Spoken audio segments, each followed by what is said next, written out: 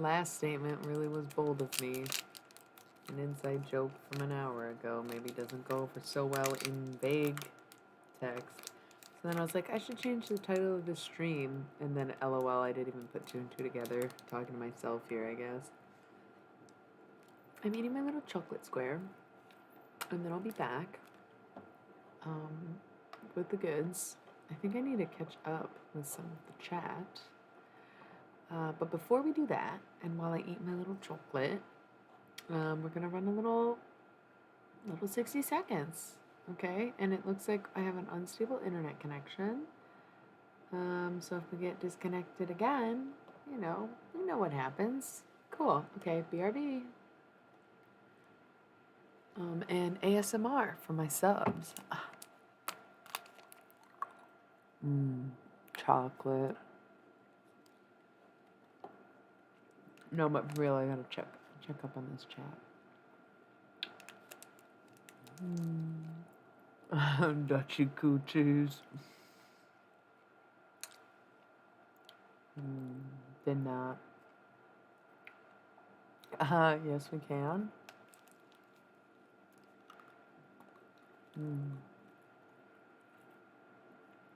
Okay. Got him, coach.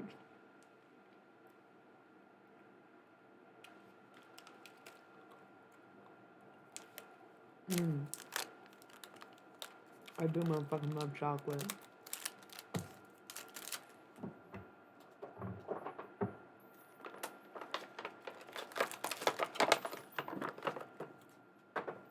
Great. Hi. How's it going?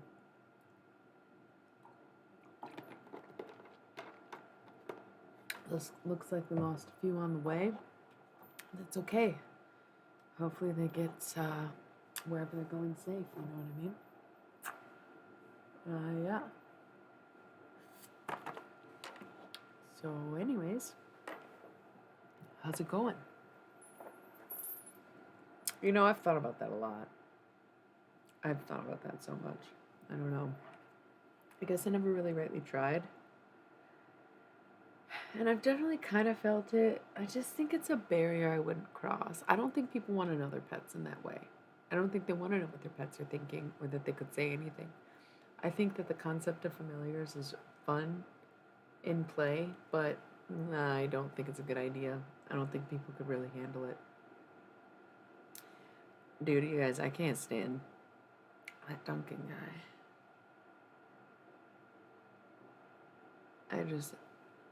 I tried to watch it for like 5 minutes when it first came out in like quarantine or whatever.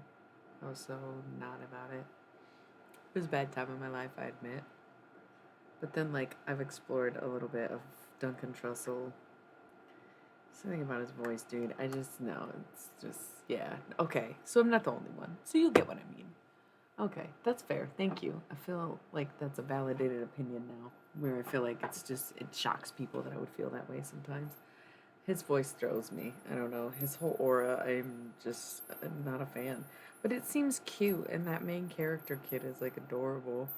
And the concept people always tell me I'd like it, or it reminds them of me, or whatever. Pick me from the bar and blah blah blah. Not that's I was talking about a meme thing. Okay, so LOL. My elementary school BFF was into Naruto, so I'd watch it when I was with her, but I didn't have cable at home, so there's no way for me to keep up because they had episodes like every day. I look very cute and feminine, but also extremely masculine today, and I just love that for myself. Okay, yeah. So before we ask the deck, yes, exactly, dude. And if you've ever seen The Neighbors, let me just say, not voice actor, but Dick Butkus's voice in The Neighbors. That's such a big spoiler. I feel like those beginning moments are like so good in any show. He makes the show. I miss that show. It's only 2 seasons. Very sad. So, anyways, before we get into the tarot of asking about the life thing, totally possible. Like I said, because I was using alcohol, I decided The only two decks I'm willing to use are the Thoth deck and the Halloween Oracle. And that is because the Thoth deck is my go-to, my number one, my baby, my oldest, if you will. And we've done many bar shows, and I've been many tipsies using this deck. And it's not really specified for any specific entities, and that's okay. But when it does come to people, entity like people, essentially, who used alcohol, it's like, fuck it, what do I don't care. You drank, I can drink. The other decks, though, seem a little bit too almost holy for it. So, the Thoth deck, yeah, that's the one that'll be able to tell you anything. The Halloween Oracle is specifically for channel messages. Like I said, maybe we'll get into Alan Watts later. I don't know. I feel that sleepiness of, like earlier, we were like having a conversation, and then I would just do something with my hands and start tapping away and start getting kind of like, not mad, but like a little aggro and say something and then go right back to being chill. I feel like it's going to be one of those nights. If I close my eyes, it's definitely kind of like more channeled than it is read. It does feel like, I just said that. Like, that's why we call alcohol spirits, isn't it? Is because the spirits can like enter you. It's not necessarily consent, but like consent doesn't work with humans in that way either, because if you're drunk, you're asking for it, or whatever fucking mentalities we have, right? I'm not saying that's my mentality or y'all's mentality. It's a very general kind of dissatisfaction with the justice system here in the U.S. But yeah. Okay, so before we really get into this reading, some things to note. Virgo season probably didn't go how anyone wanted it to go. Yeah, he is. Just was like, wine and bitches. What's up? Maybe some dick. Wasn't he like bisexual and drunk on wine?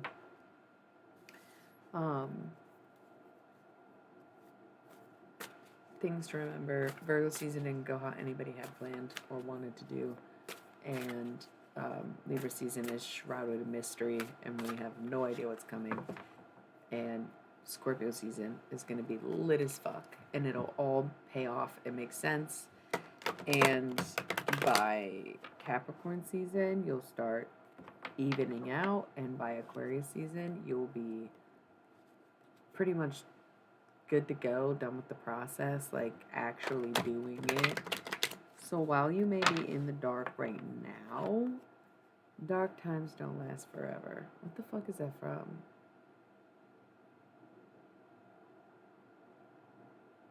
I don't know what that, I can't think of like what character. Yeah, Three of Swords. Weren't we talking about the Three of Swords in reverse earlier? So, kind of like Tower, Ten of Discs, Ten of Cups, Prince of Cups. You need to decide what you want. If you really think that being a parent, having a child is going to fulfill you and be everything that you could ever imagine it to be, or if you think that dismantling everything that you have in this life to get what you actually want would be better. And ultimately, that's what you need to decide. Other things to be reminded of during Libra season. There might be some shady individuals. There may also be some stuff coming up that you weren't expecting, that you find out about, that you're like, what the fuck? How the fuck? Yeah, that would be your biggest. That's why you're like, what's my purpose? And it's like, what do you want? Find your purpose from there. Go towards what you like. Go towards what you are called to, what you're pulled to, and find it from beyond that point. I'm like dead ass pretty sure I've seen my future, and it's been spun to me so many different times and ways, and it might be too late is the thing, where it's never been a doubt in my mind that it's real. It's whether or not these ships have sailed at this point. And even if it's not a mutual thing to feel like this is absolutely happening, because it does involve other people, and you really can't manifest anything involving another person because they have free will and they're going to manifest the life that they want. But there are some things in this world that you are continuously called to, and there is no greater explanation for it other than a calling and therefore a purpose. So if you go to what's calling you, even if it ends up not being the thing that you show up for, it will get you closer and lead you to where you're supposed to be. And I wish I could tell you more. I'm working on telling these little stories. Things are changing. It's 3 years out and equinox again, and I am sort of ready to be like, yeah, okay, it's all good, it's all gravy, but let's keep going, right?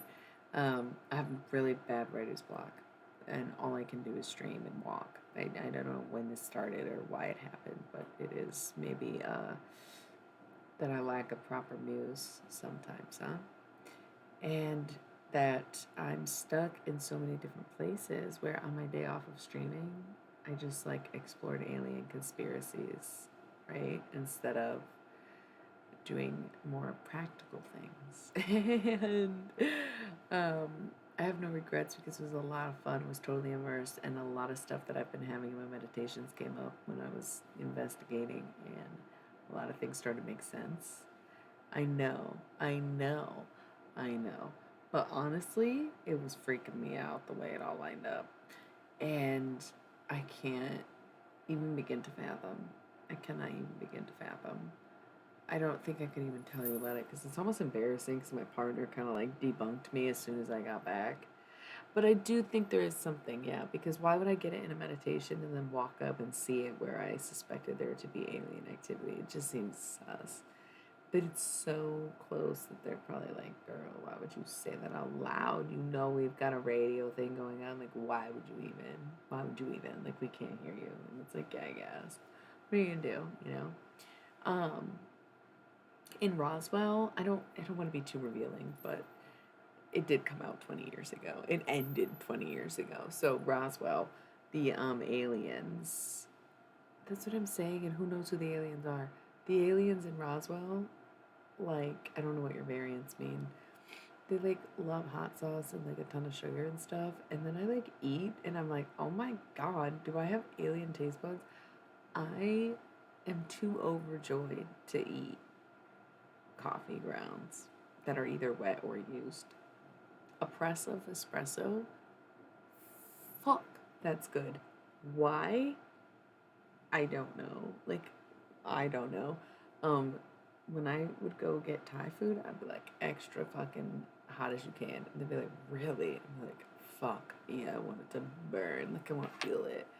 I have like problems where I don't like huff chemicals, but I really like chemical smells. Love vinegar and like just bitter as fuck flavors.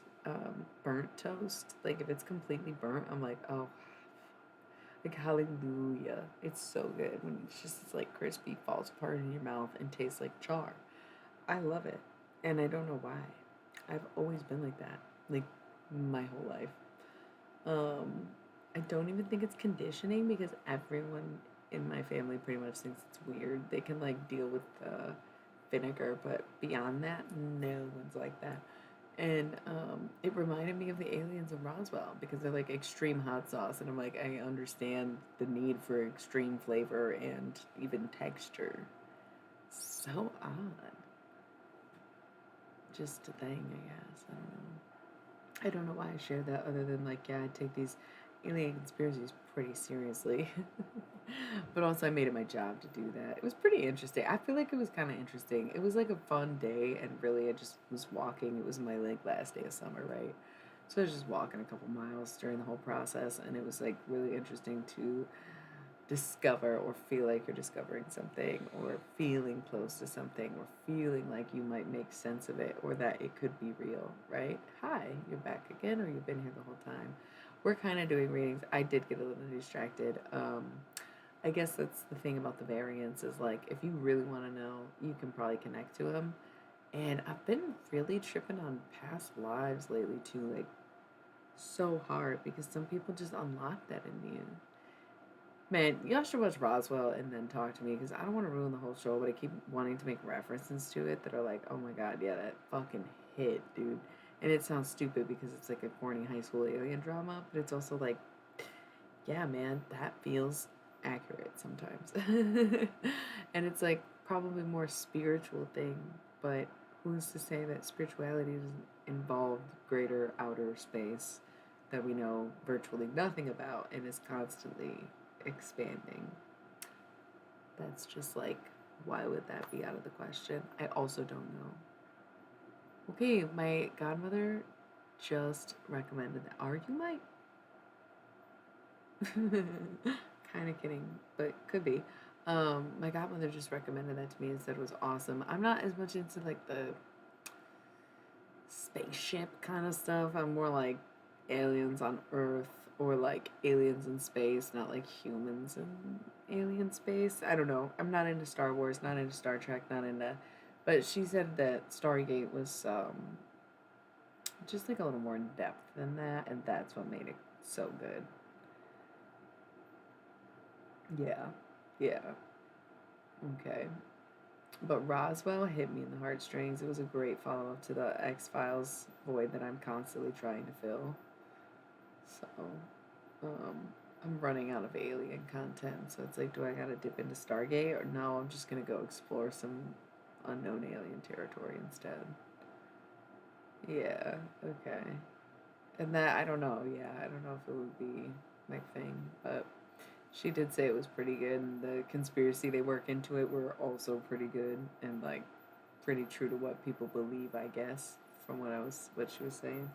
So that's cool.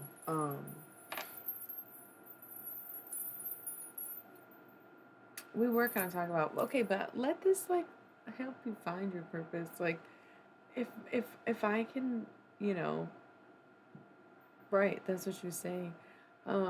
If I can find my purpose just to be talking to you and being able to express my somewhat alien like identity, which honestly like so much of that content in that era of the late 90s, early 2000s, when you really do watch it, is so easily transcoded because it was a very crucial time where it was okay to be gay to an extent. Like it was a club scene, and homosexuality, lesbianism, bisexuality was a big deal. You saw a lot of it, but there was sort of like the rise of transcoded characters around that time, from Mulan to The Matrix to even debatably Fox Mulder, right? It was such a good era. And it does make me wonder if my um, spatial extraterrestrial identity does indeed go hand in hand with my ever evolving queer identity. Okay. So, other things to be reminded of during Libra season is that this is about whether or not you're willing to take your mask off so that everyone else will take their mask off too. If you can learn to be vulnerable and accept people and be aware that not everyone deserves a second chance, but if you think you are worthy of a second chance, why not give someone that second chance that you think you're worthy of? Then sure, yeah, do it. We had some warnings around the information you would receive during Libra season. Square up or mask off. That is such a good way to put it. It is true to who we are as fuckboys, and also Tyler Durden constantly wants to square up. Really, like every other month. It's not a good idea. It's so unfair. And I would be so vulnerable any other time, so I try to get him to. But yeah, square up or mask off. I completely understand that in a totally different way, cause yeah, yeah, yeah. Um,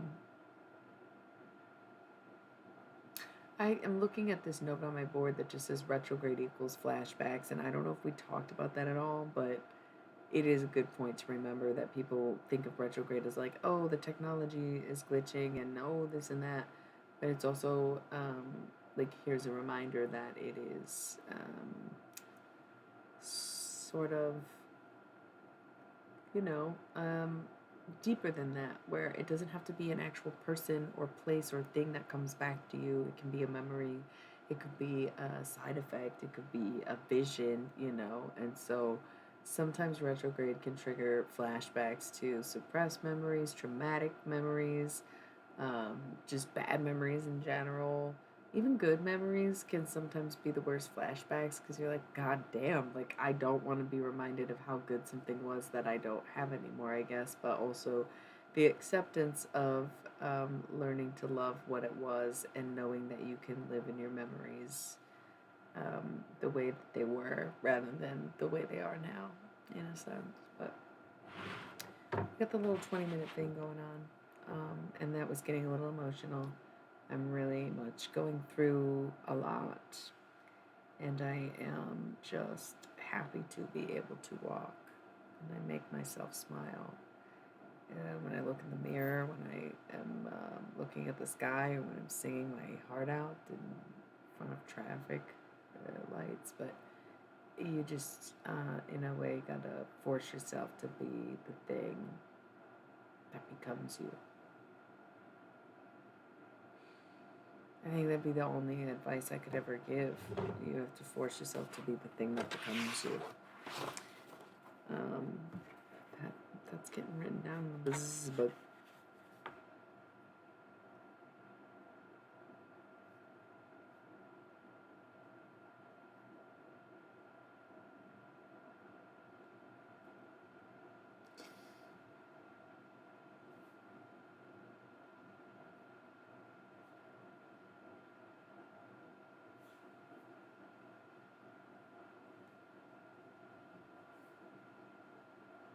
What did I say? You have to force yourself to be the things that become you. I don't know, I liked it the first time. Well, you're here now.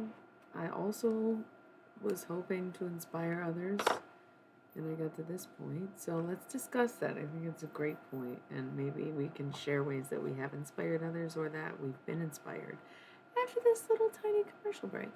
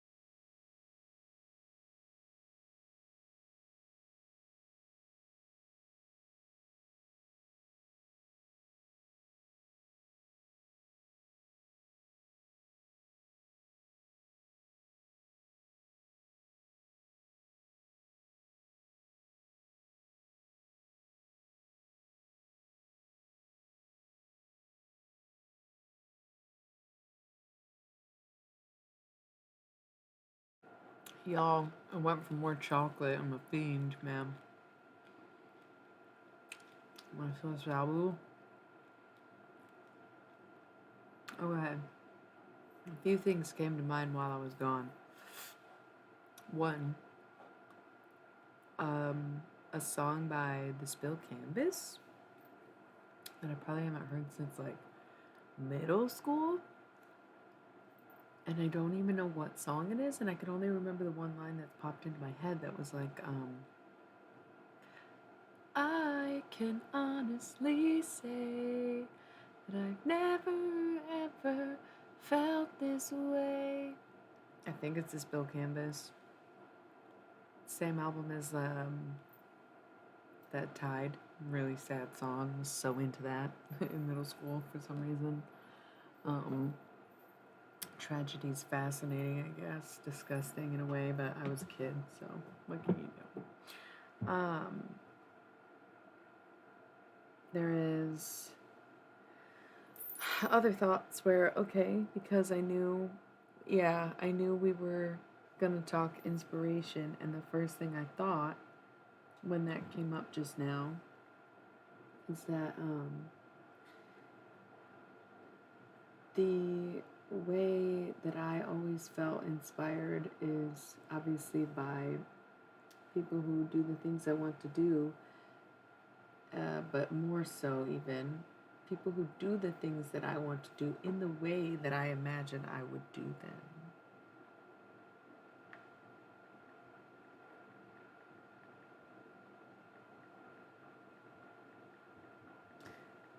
Wow. Okay, cool. Just really bold and decided to share my feelings at like midnight on a fucking Thursday, but okay. Um, don't know why I was overcome with that bullshit, but it's probably for the best. Like, anyways, anyways, no, you're fine. So when it comes to, yeah, I don't know. I confess my love to people like every single day and every moment, and it's so many people all the time that it's like, who can take it seriously? But also, why can't I just be in love with all of you, anyways? But then no one ever wants to love me back because I'm divided amongst so many people, and it's like, yeah, well, maybe, thank you, love you too. Tell someone that. Confess your love to somebody today. Okay, so she's never gonna watch this.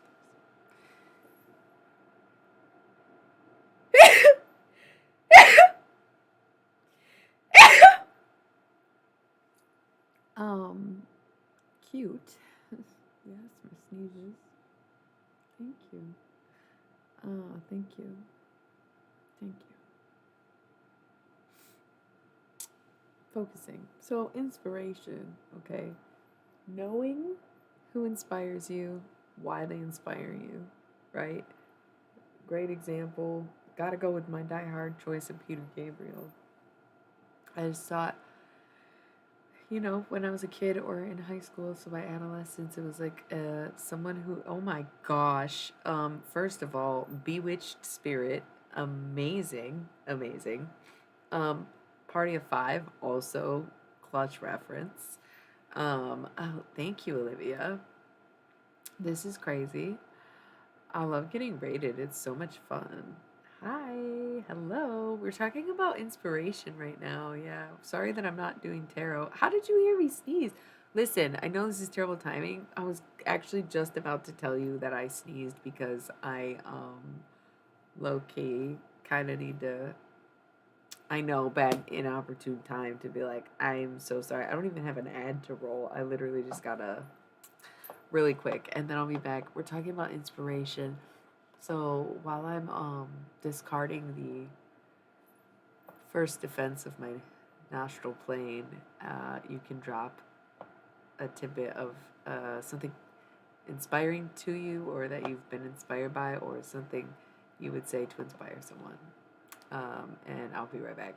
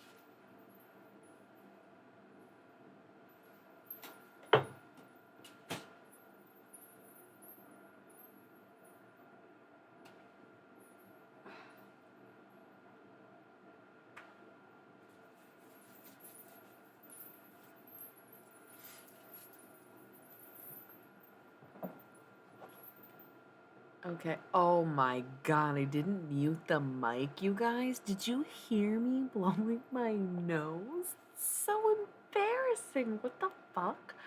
Oh my god. Okay, good. Jesus fucking Christ. Okay. Jesus Christ, I love you. Yes, I do.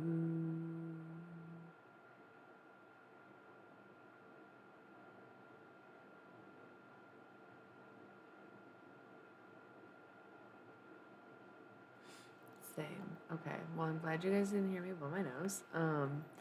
Cool. So talking about inspiration, I feel like divine source of inspiration has to come from you, but being able to understand how to inspire yourself and maybe even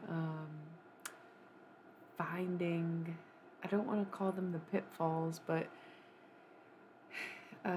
you have to think about your lowest point and what pulled you out of it, whether it was you or someone else or something else, and understanding why that worked, why that pulled you the way that it did up from underground. It's like, it's kind of like, how could you inspire yourself unless you are hopeful about the outcome? I think hope is ultimately the only or truest, purest form of inspiration a person can have, is to have hope in anything that they're doing, in themselves, in life. Just, I guess hope can be a dangerous game for people. But I find that being hopeful has carried me through this entirely. And it's my main source of inspiration is hopefulness. Yeah, I love storytelling. I love writing. I think Laurie Anderson has always been a huge inspiration. I bet you would really like her. I bet anybody watching this right now who would hear me say that would really like her, though I say that a lot. Well, no, I say I like her a lot. I rarely say anyone else would like her. She's very different. But when posed the question of whether or not she's a musician or an artist, she said that she was above all things a storyteller. So her music is very different. It's very insightful. It's very artistic. You can watch like some of her movies or films and stuff. Um, wow, that's ambitious if you don't know what you're doing. And I totally get it because I have a lot of ambitious goals that I want to complete also. That it seems like such a brilliant, easy idea, but sometimes these things take years. I was working on a comic book like 10 years ago. Lost it for a while, gave up on it, destroyed a lot of my art from that era, cut off a lot of ties with people, came back around, was like, I'm sorry, I'm so fucked up. I'm pretty sure it's the PMDD. But some people don't find that to be a valid excuse, even though it's like, I'm not excusing what I did, I'm reasoning with it. Can you please be patient? Not everyone is. That's okay. Not everyone's going to give you a second chance. That's okay too. Sometimes projects take 10 years to do. Like, just some things take time. So maybe the whole thing is to master your animation, master your coding, master your illustrations, master your characters, your story. Do everything you can other than the animation, right? Watch more Pixar. Watch every Pixar short on Disney Plus. There's way more than you think there are. There's some really cute stuff on there. Watch them all. And think about it, every inch, every detail. Um, and the funny thing, I think, is sometimes we get a vision in our mind of what we want the outcome to be, and some people can sort of have like a, I don't want to say a meltdown, but they can definitely be affected by the outcome. If it doesn't go as planned or look the way it did in their head, then they sort of struggle with even enjoying what is, right? And others, like I try to be, is more like, okay, this is not at all how I pictured it in my head, but this is pretty fucking great, anyways. Like, I think it's awesome. I think it's just perfect. I think it's just what it was always meant to be. And that's great. I feel like a lot of things are so heartbreaking sometimes. it's so random what I decide to share on this channel and when I don't.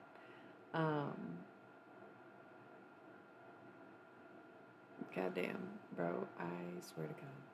I swear to God. Lots of thoughts, lots of thoughts. Kind of want more peaches, but I'm not gonna. How y'all doing? How's your inspiration discussion going? I brought up Peter Gabriel because it was like, I really liked his music because it is very different than what people of any of the eras he's made music in were doing. From his wardrobes to costume shows to musical arrangements, lyrical content, instrumentation. Like, his music's always been progressive, like, defines progressive. Um, Good. That's good. So you're doing it. Um, uh, well, you can share. We can bounce ideas. But I always felt like he was really. It's ingenuity is what I would call it, and he's an Aquarius, and it totally makes sense, right? Um, but he spent a lot of his time kind of reflecting, like, all right, I've got it good, I made it. He's been a musician since he was like a teenager, you know. Pretty sure Genesis's first album came out when Peter Gabriel was like 18 years old. Like, oh, what? So he kind of hit it off early and did have complications along the way, obviously, with his personal life, his family, and with the band. Um, but his creativity was just kind of so next level that they weren't all very approving at the time, you know, and came back around after his little hiatus and did his own thing, you know, and I just thought that was a really cool transition for him, and also to know that in his even later years it was less focused on his own music and more focused on the music of others, and came up with the whole Real World Records concept and damn near bankrupted himself. But you know, I just thought it was cool that one of my favorite artists my whole life was in the top 100 most innovative people of the year, but he was in the pioneers and leaders category in the year 2008, you know, instead of musicians and entertainers. And I thought that was cool, because he was essentially putting his money where his mouth is. And that's rare to find in the industry, even if it's maybe a colonizing mindset, even if it's white saviorism. I think when it's well intended or far from being for profit, even when it's more non-profit organized, which of course can have its own deviations, but when it comes to being able to create music, then right, just seems like an equal exchange in a way. Um, it's just cool to be able to look up to someone like that, and I think that's why I did, and that's what was so inspiring, was seeing that you could be a leader and a musician. You could be someone to pioneer the future of music and politics, because he had a lot of work in politics too. Like the older he got, which once again, it's like my young mind idealized that, but still believed in a political system. My older mind's a little more anarcho and psychotic, maybe even, but not as much my thing to interject other systems in place of failing systems necessarily, but still something I admired at the time, at least. um, so just knowing what inspires you and why it inspires you, right? I think that's really good for inspiration and being able to have your go-tos. But I would watch Home of the Brave by Laurie Anderson. It's on YouTube. It's weird, but it's cool because you see like what people were doing back then, and also Lou Reed's been on my mind a lot lately, maybe because it's so much Pisces energy. But let's take 60 seconds and maybe we'll get back to the cards or something, or we can talk a little bit more about this. But I don't know. The cards are pretty much on the side, face down. I just don't even know. Like, it's maybe about being patient more so than anything, but we'll see. We'll see. Like, the fuck? No, because you have to be on my stream with me on 11/11. No, will not let you go to the Balkans. No, I mean, this is part of what you harvest is your trip and how good it is. That's the thing. If the trip's bad, you've been bad. That's been the whole concept the whole time. Give me 60 seconds. Let's talk about it.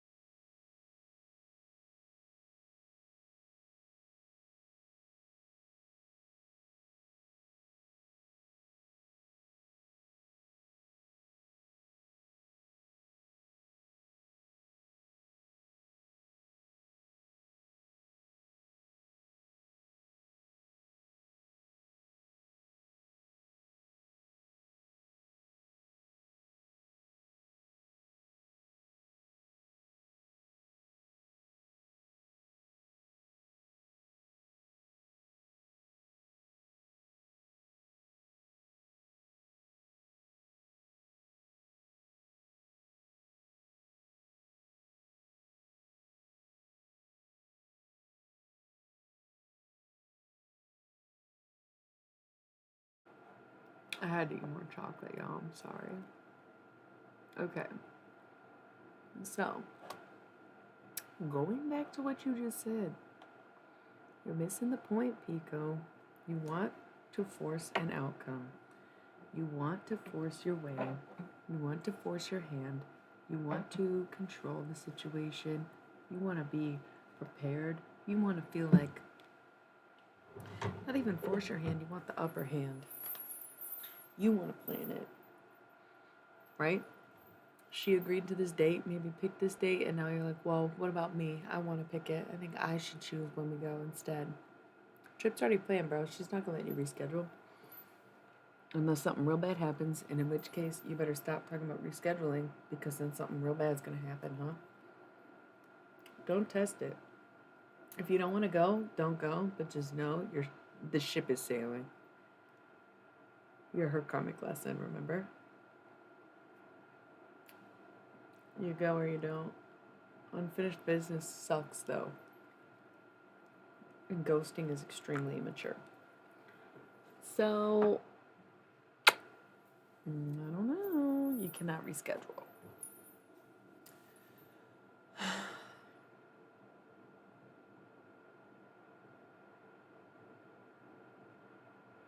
I'm really cold all of a sudden. I feel like maybe there's a deceased person.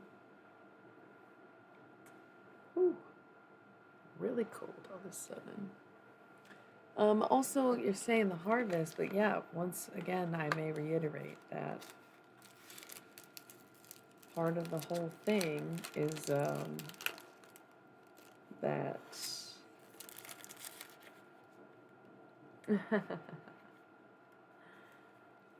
part of the whole harvest is like reaping what you've sown. Like if you've reaped nothing but paranoia, distress, negativity, and rage into this connection, then that's exactly how the trip is gonna go. But you won't know what you have sown until you reap it.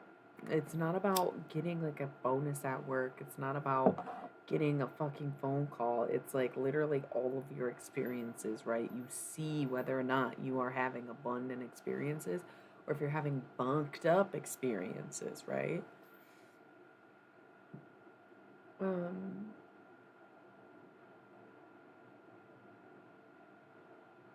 I feel like I could go to bed right now. That's so odd. It's not even that late or anything. In fact, I was trying to stay up for 2 more hours, so like, why am I so sleepy doopy?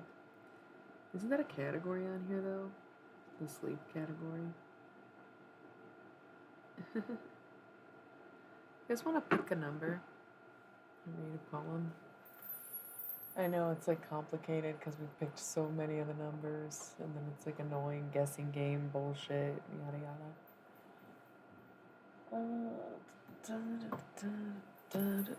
Number 7, actually. I don't think we've done that one. Let's see. Yeah, I think maybe we have, actually. No, we haven't.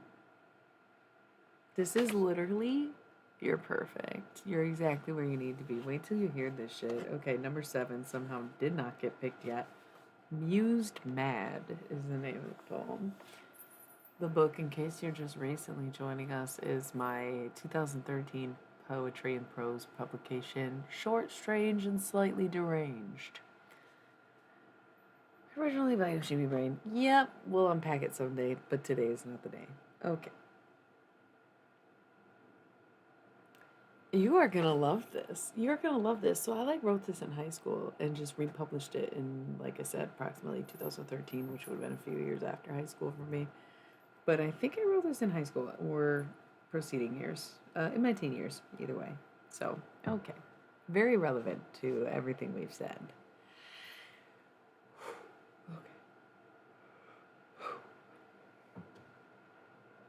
Obsessive, compulsive, bipolar, schizophrenic, swinging between manic and depressant, an artist with no inspiration, a student lacking motivation, a poet missing a lover, musician without a song, dancing to another drum's beat, inner soul, the rhythm of the heat, a Peter Gabriel reference, by the way. I told you this one was really relevant, and I'm amazed you picked it. A fiery heart of passion for beating, alongside her what's left of will and desire, the strength of armies in her blood waiting to be freed, but feeling of falling apart, the breaking of her bones and heart, standing, living, driving, diving head first, weak to work, dry, empty to the bones, longing something, absolutely nothing, but to speak, but to show, but to feel, waiting for her wounds to heal, like a sinner begs one pulse of life, mercy he may steal. That one, I like that one. You can see where it could use work, but no, it's surprisingly relevant. And I'm surprised we didn't do it already. I felt like some of the time I was reading it, like, no, I definitely read this out loud already. And then some of the time I was like, no, I have never read this out loud, probably. So, you drew me? Can we see? What do you mean? Like just now, like me sitting here with my flannel going, bah, Rick Sanchez, bah. I probably will eat a pickle though later. It actually sounds good as fuck. Can we see it? Sounds cute.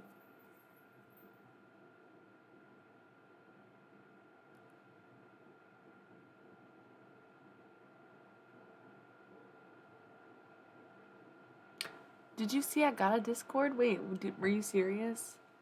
I did Discord. You guys want my Discord? I literally set it up like today. I think I called it Illuminated Mindfuck. I don't know what I don't really understand the point of Discord.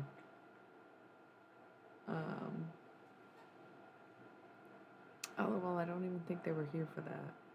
That was like 4 days ago. Oops, this is the Twitch app. Yeah, so I downloaded Discord, logged into my old account that I used for D&D, and that's why I really don't understand what the Discord's even for, but I guess if you want to, like, join, I can invite my friends. Who are my friends? I could copy link, and I can go to Twitch, my own Twitch chat while I'm streaming from another device, or what you know about it? Oh, I'm live right now. I can tune in. Send a message, please. Whoa, this is trippy.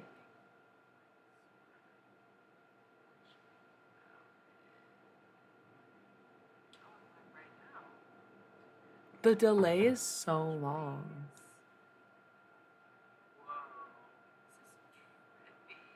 Dude, that delay on my end says 3 seconds, but that feels like way more than fucking 3 seconds. 1, 2, 3, 4, 5, 6, 7, 8, 9, 10, 11, 12. It's like 15 seconds. Maybe it's not actually 15 seconds. This is so weird and annoying, right? I'm sorry, you guys. I'm ridiculous at all times. I wish there was anything that could stop me from being as ridiculous as I am, but trust me, they have tried everything and it does not work. I just am. Just like that Deacon song. Just am.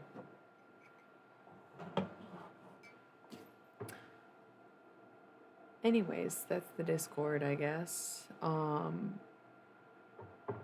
What are these little exclamation point things? What does that mean? Like you're supposed to ring the thing so that when you do that, it like sends the stuff, or I'm supposed to send it when you ask like that. Like I don't get it. Don't know how Twitch works. What is draw mode?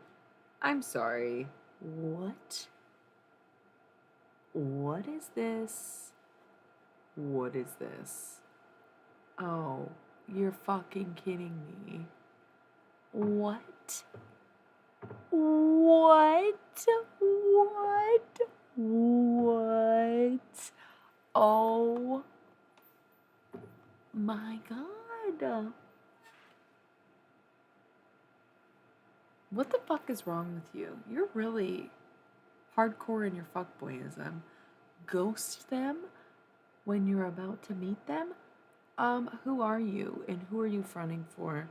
Is this part of the whole Lolly's Heartbreak Hotel experience? Because honestly, I could give a fuck less, bro. Come at me.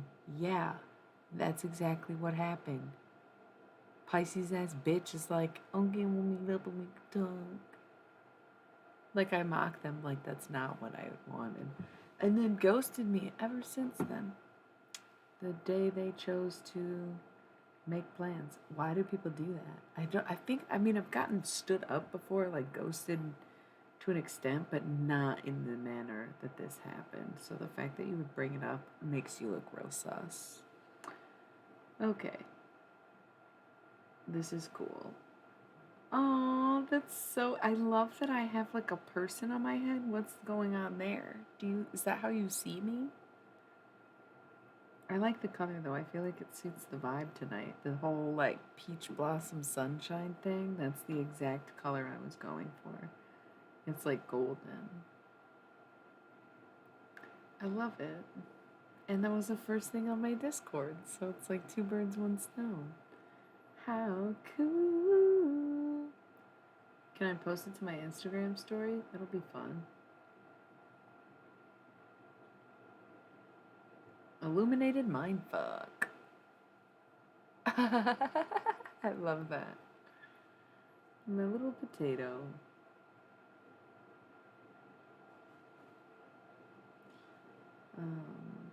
Fuck yeah. Fuck yeah.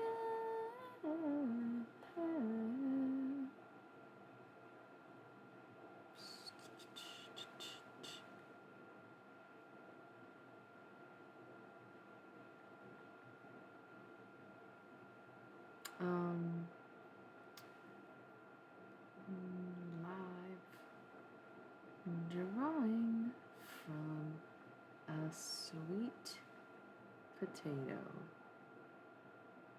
That's perfect. Live drawing from a sweet potato. Will not understand what that means, and that's okay. Nobody ever understands what I mean. Oh, it's already done. I was literally doing it right now because it's like, what else are we doing? Yeah, having a muse can be really inspiring also. Probably should have led with that. Having a muse is pretty important. I think that's why I like to get into somewhat tumultuous romantic encounters, even, is to create an environment in which you find inspiration via heartbreak or and otherwise discontentment, because sometimes those expressions come out the most poetic, sadly enough. Wow, dude, I can literally just draw on here. Okay, that's great. Also, I'll look again, but I don't want to pull my phone back out. Dude, we can literally do anything. So I could be like, imagine a circle. Imagine a circle. And imagine another. Wait, I don't like this. Okay, we're just going to actually go with it. Imagine a circle. No, hold on. Imagine a circle like a force field surrounding your whole being. Your whole being. Okay? And now imagine an even greater circle around that circle that encompasses your being. And this is your protection bubble. You have your aura bubble is pink and your protection bubble is purple. And so within your aura bubble, you have your personal bubble. This is what you are to the self within the self, the green one. And then the way you're perceived and the way you project is the pink one. And then the way your guides and aura protect you is the purple one. So here we are, vagina ball style. What's good? Real goofy hours. I kind of just made that up, but I liked where I was going with it. And then I could just boop. Amazing. I can point to stuff. Are you kidding me? I could just be like, boom, there she is.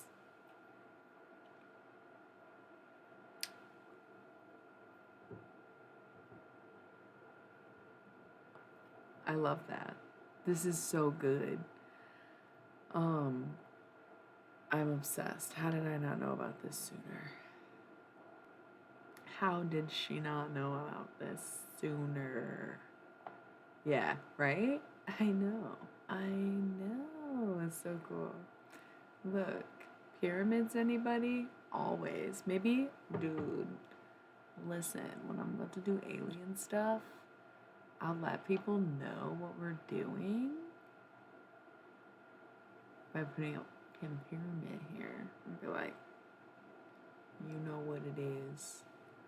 You know what it is. When this is up, it's Illuminati mistakes. You know, because the Illuminati is all about pyramids and shit. That actually is so on brand, don't you think?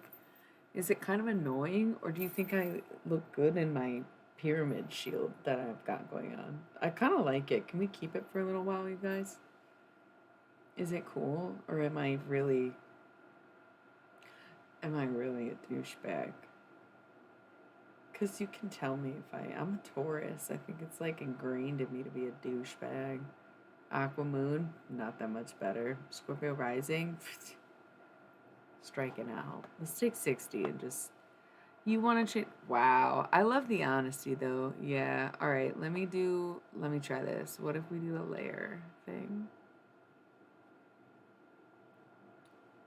Boom. Layers. Wow. No, I kind of love that, right?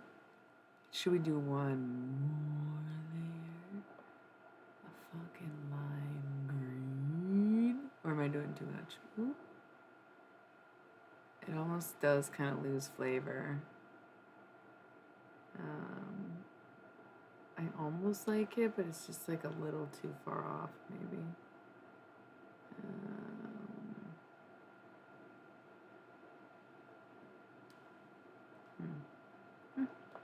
Okay, 60 seconds.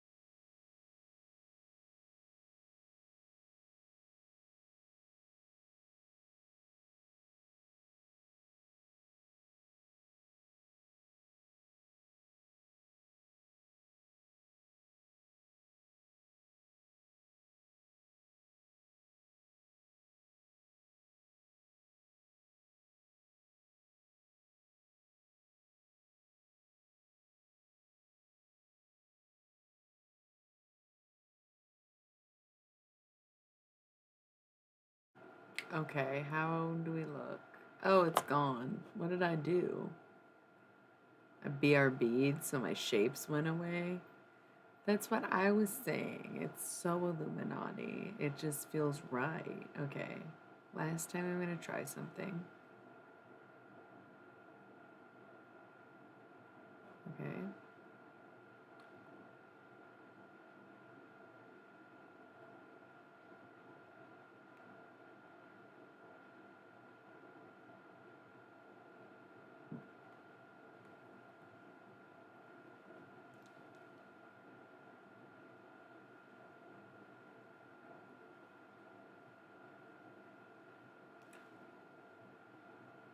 Bitch.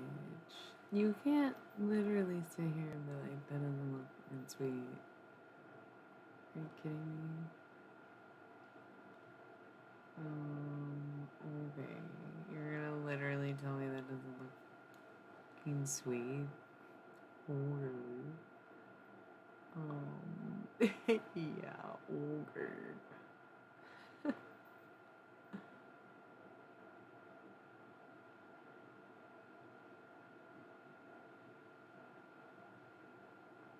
I'm a little into it if you, yeah. Pretty into the whole like drawing aspect of the screen thing going on for sure. Maybe even too fascinated by it, but I am a kid of the 90s, and this is pretty much what we did to pass the time before the age of the internet, right? We just MS painted up. That's beautiful. I'll see you on the dark side of the moon. No, it's very basic shapes, but we could like make a pentacle probably. That's not a way. Doesn't seem to be a way to like rotate them or anything. You can just keep making new ones. That was awesome. No, I love that. Can it stay? Is it too distracting? Do you guys care? Oh, that's what happened. Wow, can it stay and then I get rid of it? Well, at least I know how it works now. Also, I can. This is a touch screen. Totally forgot. Brush. Okay, what color we want? The medium thickness. Pink. Why isn't that working? Okay, so the touchscreen doesn't work. Cool. Good to know. Great. I love that I just discovered that on Twitch tonight. Aren't you glad you were here for it? I'm not even gonna lie. This was kind of a lame night. And I'm so fucking tired, but honestly, I'm in the home stretch of like, you know, me and my partner don't have the same schedule. And if I gave up now, I'd go straight to bed, fall the fuck asleep, disturb his sleep when he's only got like 2 hours left. So I was really like, I was planning on hanging it in there.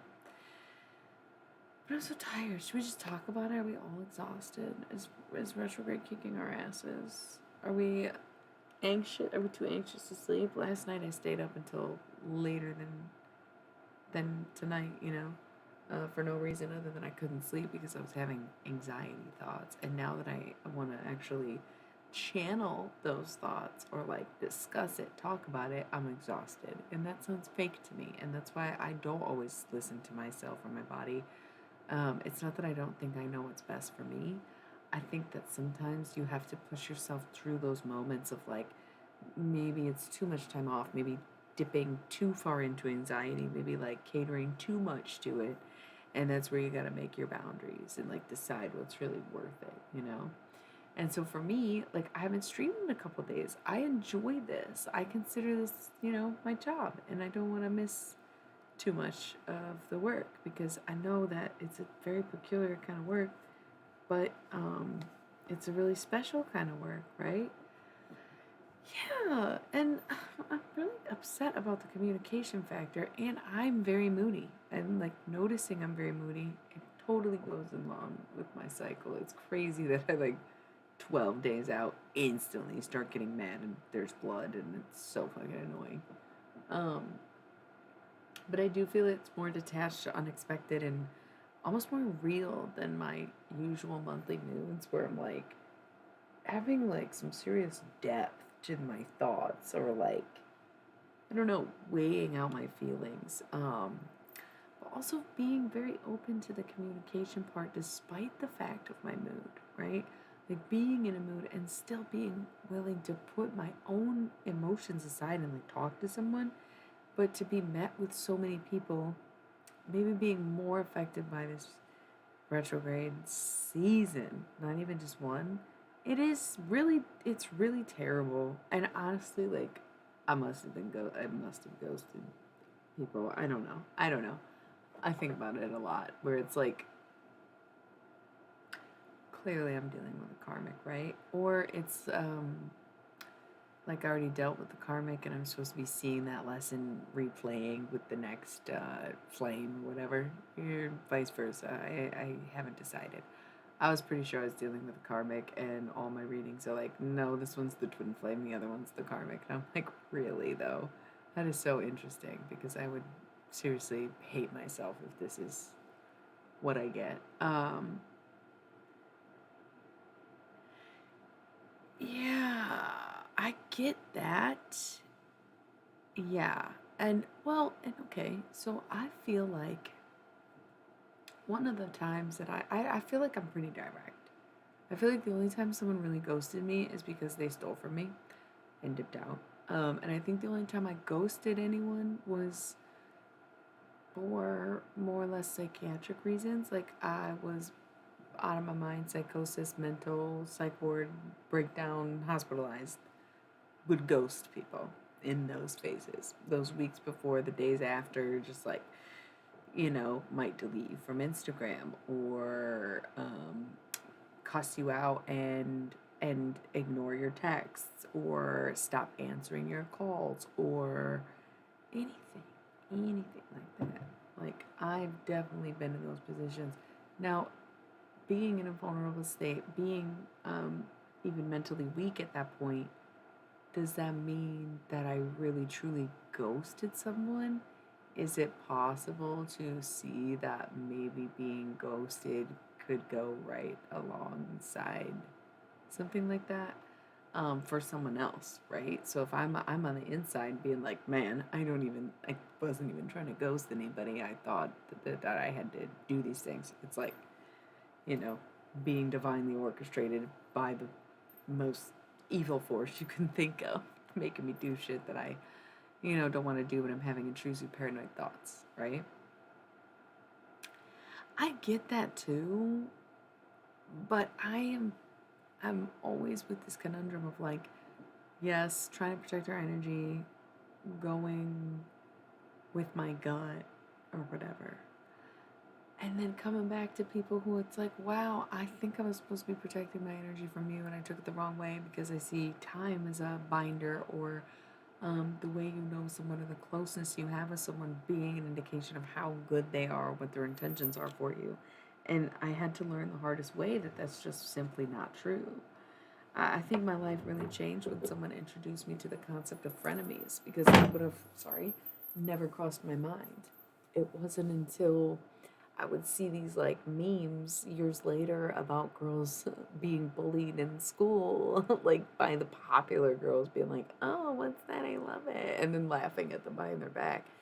And it made me realize that many of the conversations that I thought were so cool of people probably weren't, So it's like, yeah, I think I've cut off the wrong people at times because my PMDD gives me paranoid thoughts and I'll attribute anything, like especially if I'm in a state of psychosis, to anyone in that moment. And as much as I want to think of it as a protective mechanism, I also feel like it has maybe ruined some relationships. And maybe some things are just ruined beyond repair for a reason. Like it really wasn't that sweet to begin with. But to say that I'd be nostalgic for a time is so far from accurate because it's just a complete understatement to really realize like the gravity of the situation is that I may have built and destroyed something before it was ever created.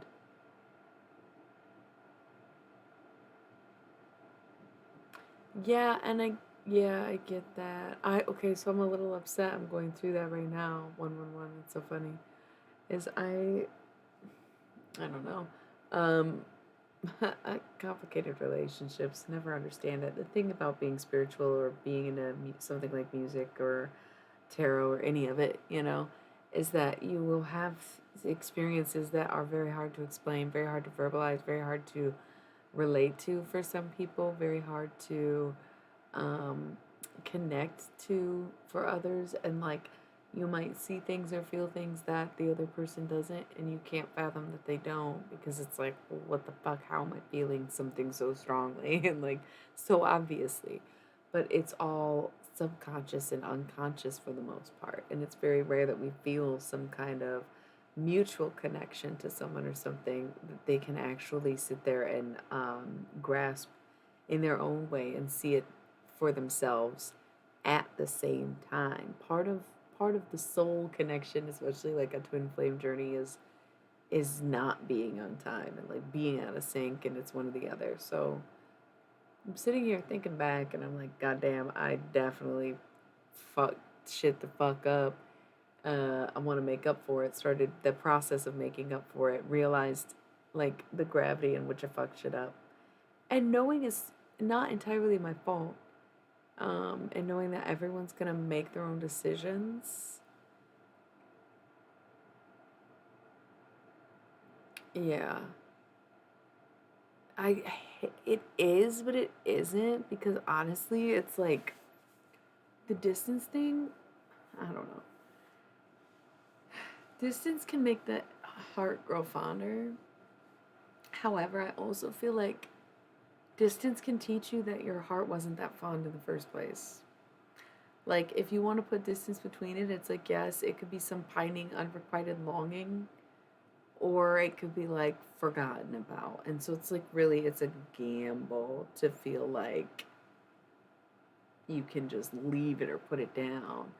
Um, I never wanted to distance myself as much as I felt I needed to. And like you said, protecting your energy. And I think I categorized a lot of people into the same um, sort of vampiric form that I was trying to protect myself from. And and picked out all the wrong ones. Or everyone's, I don't know, not as great as I think they are. And it's just like, I get that you're not supposed to have everyone in your life forever. I'm sorry though. I'm in my 30s and I'm really not that into technology or meeting people online. Not super into like even going out or going to bars or being in clubs that are super loud, other than rare occasion that I really feel like dancing. But even then, I don't understand the loudness of music. No, no, I don't think so. Pico. I think if you already have a date picked out, you have to honor it. If anything, like, don't fuck when you see each other is the thing.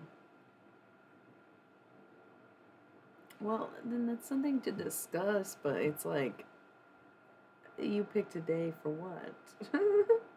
For what? Like, you gotta just fuck up and do it.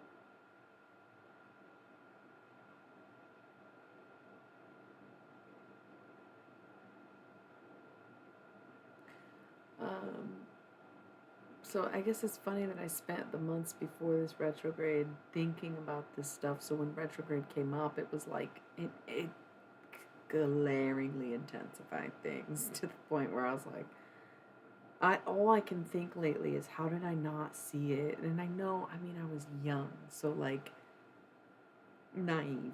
And maybe the other person was not as young as me, so it's like, oh, are you a creep? And then it's like, well, they were being like subtle and backed off and reserved and waited for their turn and didn't get one, and that was a little confusing because I was sending off mixed signals. But again, it was like, you know,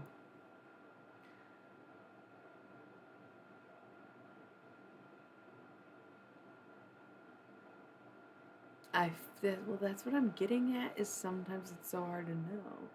Would I have ghosted this person if I wasn't having a fit of psychosis, but would I have been having the psychosis if it weren't for this person? I am literally asking myself that. And now they changed their number. I didn't. So I can do whatever I need to do to get their attention in a way. Hey, I fucking made this, I did that, I'm talking about it, I don't know. I've been fucking told via every fucking psychic tarot reader person I've ever seen, heard, and read for me or my sign say that you're stalking me. But what the fuck do I know? What do they know? What do any of us know? I'm sure you have no idea what I'm talking about, and you'll maintain that until you fucking die, which will probably be sooner than later, right? Ouch. Yeah. That's,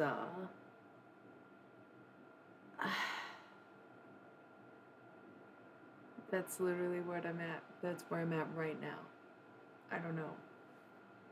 I don't know. Because the thing is, I just want to be like, can we just, like, man, just sit for a damn second? Just see how it feels, and then go from there. But not everyone has, like, that level of patience. Not everyone has that kind of, not time, but desire to get to know someone.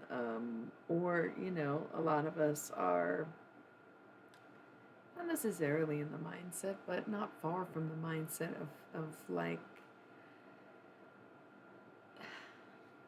physical contact or sexual contact being the indication of chemistry or how a connection is, right? And so sometimes it's about restraint and patience in a physical sense while delving into the emotional sense. But of course, those conversations can be very sexually inclining because they're of a romantic or loving nature. And one way that humans like to express the way they feel to one another is, in fact, through that. So it's just kind of like,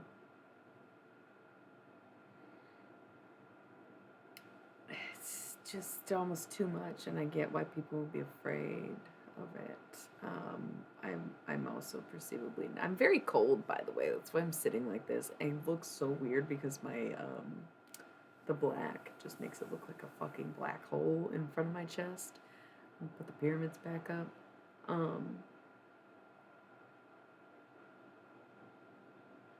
Yeah, well, that's the thing. It's like part of the twin flame is like knowing each other but never really knowing each other, never having the opportunity to get to know each other, and you just stay in each other's radius for a long time, and that's the levels of the stages of love concept, right? Where it's like mimic is this unintentional thing where you are doing the same thing. No, I have it backwards. I have this out of order. No, yeah, mimic is first. Mimic is when you unintentionally are doing the same things and just have this coinciding energy of like being very much alike, to where the mimicking phase isn't necessarily noticed by the two people involved in it as much as it is noticed by the others around it. Okay. Um, so then it would be the mocking. And that's intentional. The mocking is where it's like petty, where it's like, I'm just gonna copy you, I'm just gonna do what you're doing, I'm gonna put in the energy you're putting in. And for some, I guess the mocking phase is, it can be good. Hey. But in a sense, if you're doing what you think the other person wants, or what the other person is doing, you're not moving from a genuine place. And so even if the behavior you're mocking is positive, the phase or stage of mocking can still be difficult for these unforeseen reasons of like, you're not being yourself if you're only doing what they're doing because they're doing it, instead of doing it because you want to or because it feels like the thing for you to do. Then you move into mirroring, and that goes back to unintentional, where like you've both grown, you've both matured, you've both kind of stopped looking at each other, and then you are suddenly reflecting one another. Where the mirror is to show you like how far you've come or who they are by showing you yourself, kind of thing. Um, and then you meet. And that's intentional. Meeting someone where they are, meeting them for the first time, which is why I brought this up, is because you were saying, would you ghost your twin flame before you meet them if there's been conflict? There's, of course, that's the 5 stages of love. There's conflict in there. The mocking stage can be very high conflict, and depending on where you're at before you meet, the mimic stage can be an aggravating time as well. And depending on where you go from there, the mirroring may not be a very pleasant reflection that you're seeing, right? So, of course, there's going to be stuff that triggers you, particularly, especially with the twin flame thing. That's the whole point. Are you healed enough? Are you courageous enough to take it on after all these points of adversity that are bound to come with something like a twin flame connection because it's extraterrestrial, right? Um, so you meet intentionally where the other one's at, and then you match more unintentionally where all of a sudden your energy is the same and you are not intentionally doing what the other one's doing, but just naturally doing these things, right? Matching their energy. Not mimicking, not mirroring, matching. It's incredible. Those are the 5 stages of love. I made it up a few weeks ago. I really like the concept. I think it's really beautiful and it makes a lot of sense. And I hope that kind of answered your question. I don't know, man. 222 is supposed to be like start of a journey or something. Like it's your sign to keep going. And 333 is more like good luck, angel, abundance kind of vibes. 3 is abundance and tarot. 3 of discs is. Sorry I didn't get to the cards tonight. I think I'm too fucking cold, honestly. Shit, we went over our 20-minute thing. I'm gonna take 60 seconds and maybe. You think it's worth getting a layer? Especially if I'm trying to go for another, like, hour. Anyways, homie, hour and a half. I need to warm up. Alright, I'm gonna get some layers while I be right back.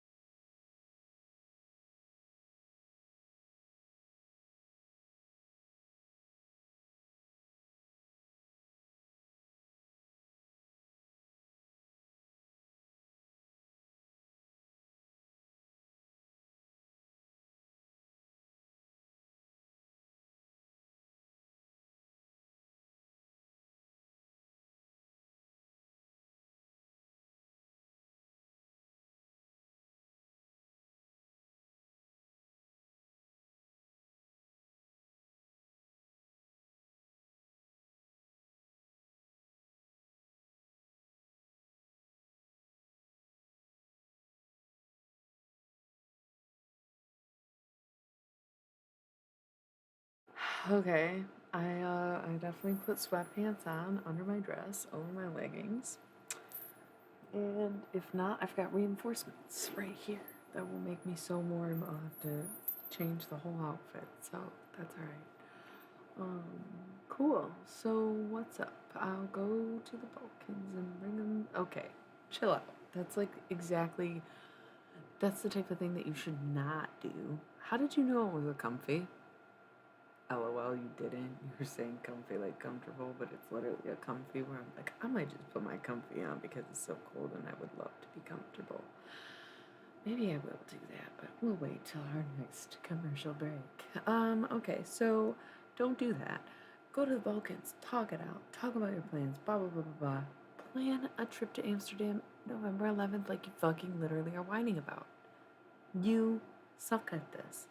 And you give me so much insight onto how these other masculines are thinking and acting right now. You make it make complete sense on how it makes complete and utter nonsense. Okay? I mean, I don't even know what to say sometimes. Um, yeah, I could see that too. Well, and that's the thing. So I'm thinking back to, like I said, I kind of did ghost this person that I'm like now trying to get a hold of in a sense. Like, not really trying, but just like popping by to see more than hi. Like, what the fuck? Have not had contact in 3 years because we last spoke via text, like very weird conversation. Once again, I was in my psychosis, so I was like, obviously, you know what I'm saying by being cryptic and sending weird messages, right? And they're like, fucking no, I don't. What the fuck? I barely know you. And I'm like, I know that, but also you act like you do, so what the fuck? And it's like, yeah, okay, whatever. Conversation wasn't even that many words. It was way more cryptic and weird than that. And then I turn around and fucking soft block them on Instagram. Okay, well, why? Oh well, like, okay. Um, and then years later, it's coming back around where I'm like, oh my goodness, I kind of talked so much shit on this person for being like too subtle about the way they felt, or like it kind of all boiled down to a crush, it seemed like, and it was like, oh, why are you being so fucking weird about it?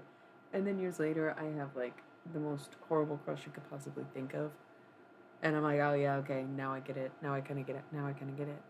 And I also was like oblivious to the fact that it was super obvious, you know, like dropping major fucking hints, such as this, like I talked about the other night. And it's like, I guess I have no idea, no concept of what that may have been like for this other person to think they thought maybe they were being really obvious. They thought they were expressing their feelings to me. They thought that the little hints and the titles and the everything was enough, and the gatherings and all of it did seem like it should have been enough and it should have been obvious. But I had a lot of people in my ear saying, "Stop making everything about you. You have no idea what inspires this. You don't even know him.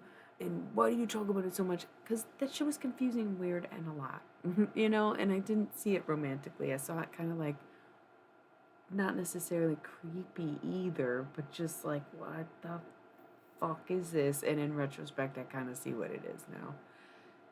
And I've always seen it for what it could be. And I think that part of the reason we never got to the point that we wanted to be at was because of me. Because I, not as simply as to say because I rejected some man, but oftentimes throughout history, that's exactly what happened, right? Either way, it was a lot to just kind of be like, I don't know, I fucked up.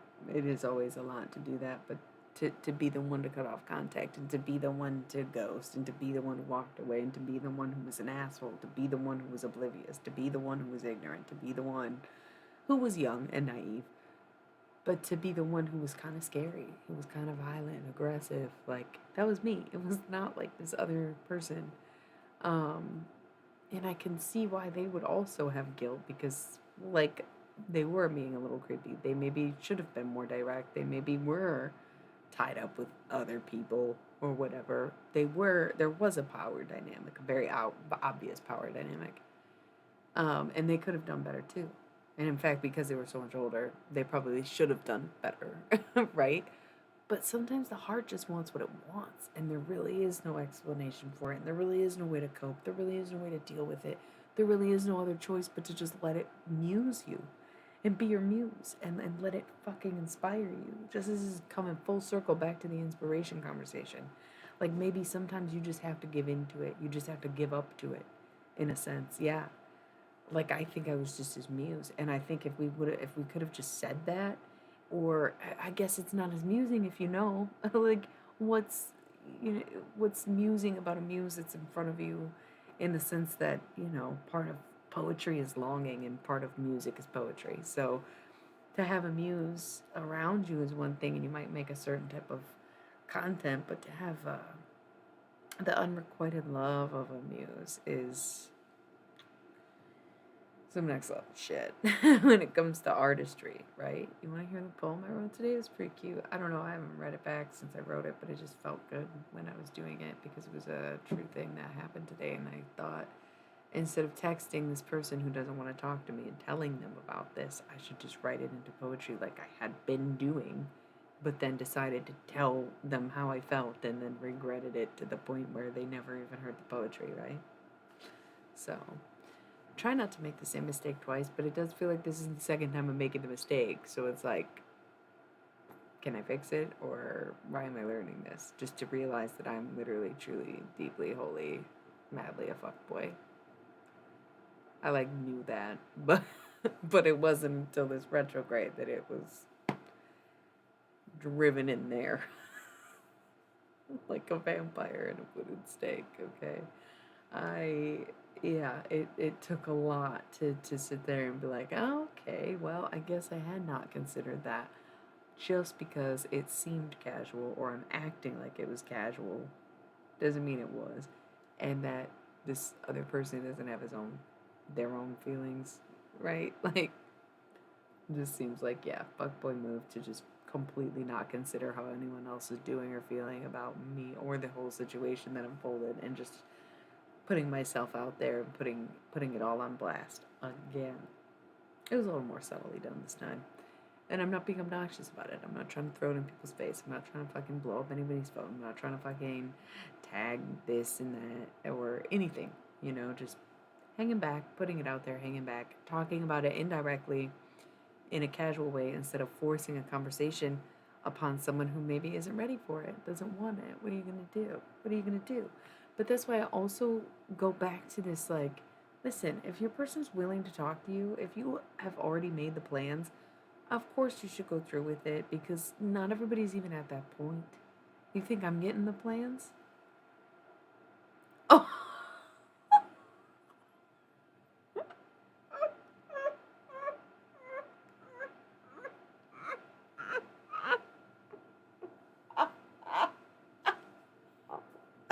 God.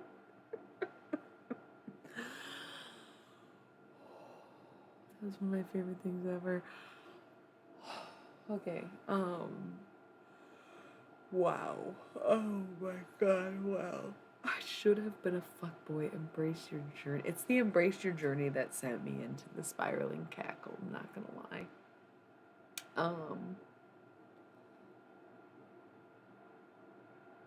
No, I get that. I've said no plenty of times also, and times where I've said no and it wasn't listened to, so there's a double-edged sword on every belt.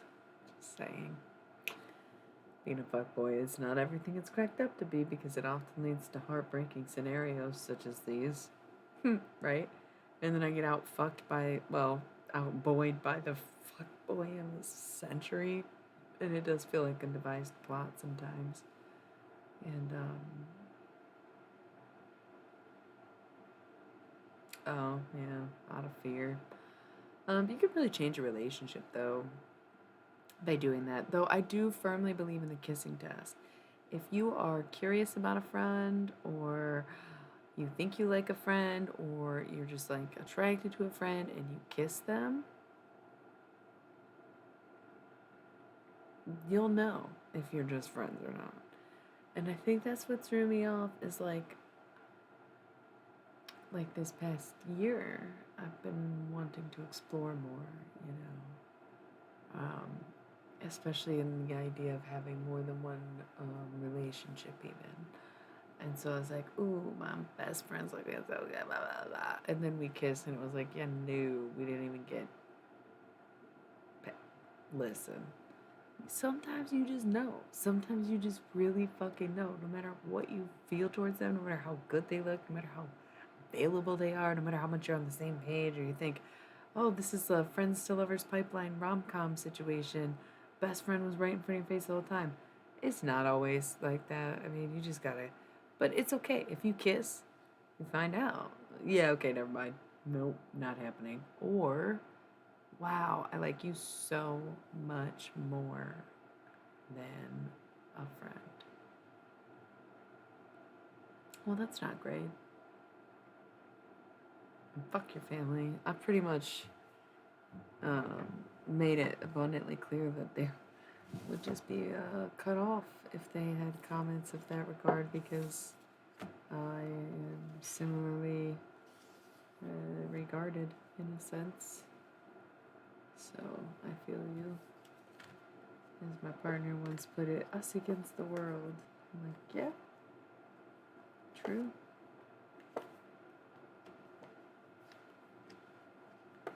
Um,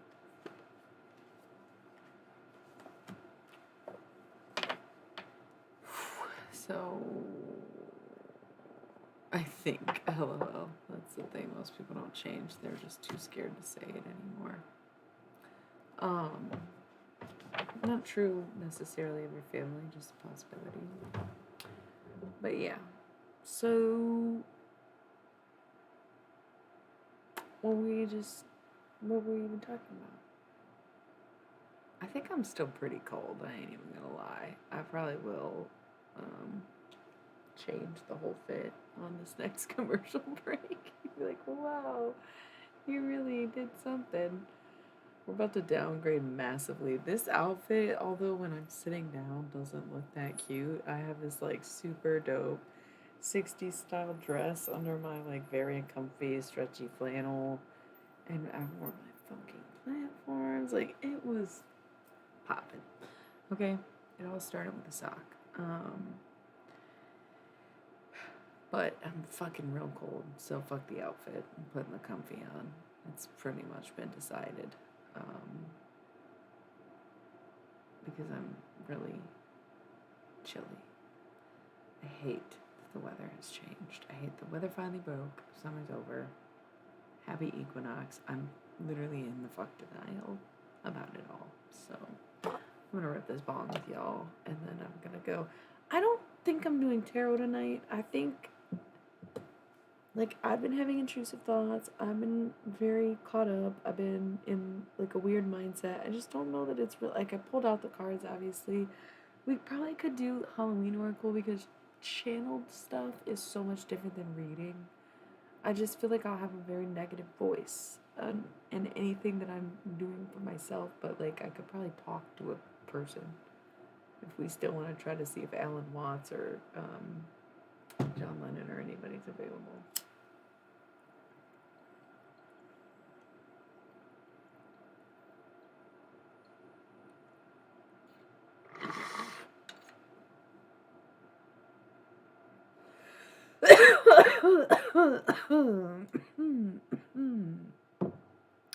Oh yeah. Okay, be right back.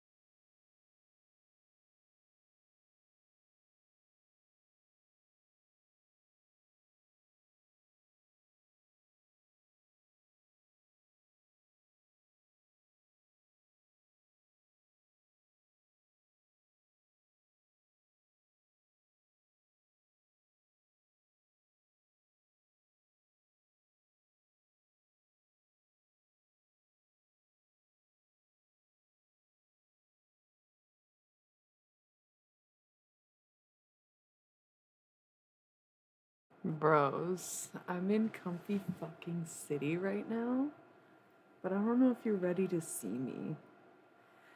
I'll just be honest. I think that I most closely resemble a Boomba. Now, if you don't know what a Boomba is, I highly recommend you Google it right now. Yup, that's it. That's a Booba. Booba ASMR. So just keep that in mind.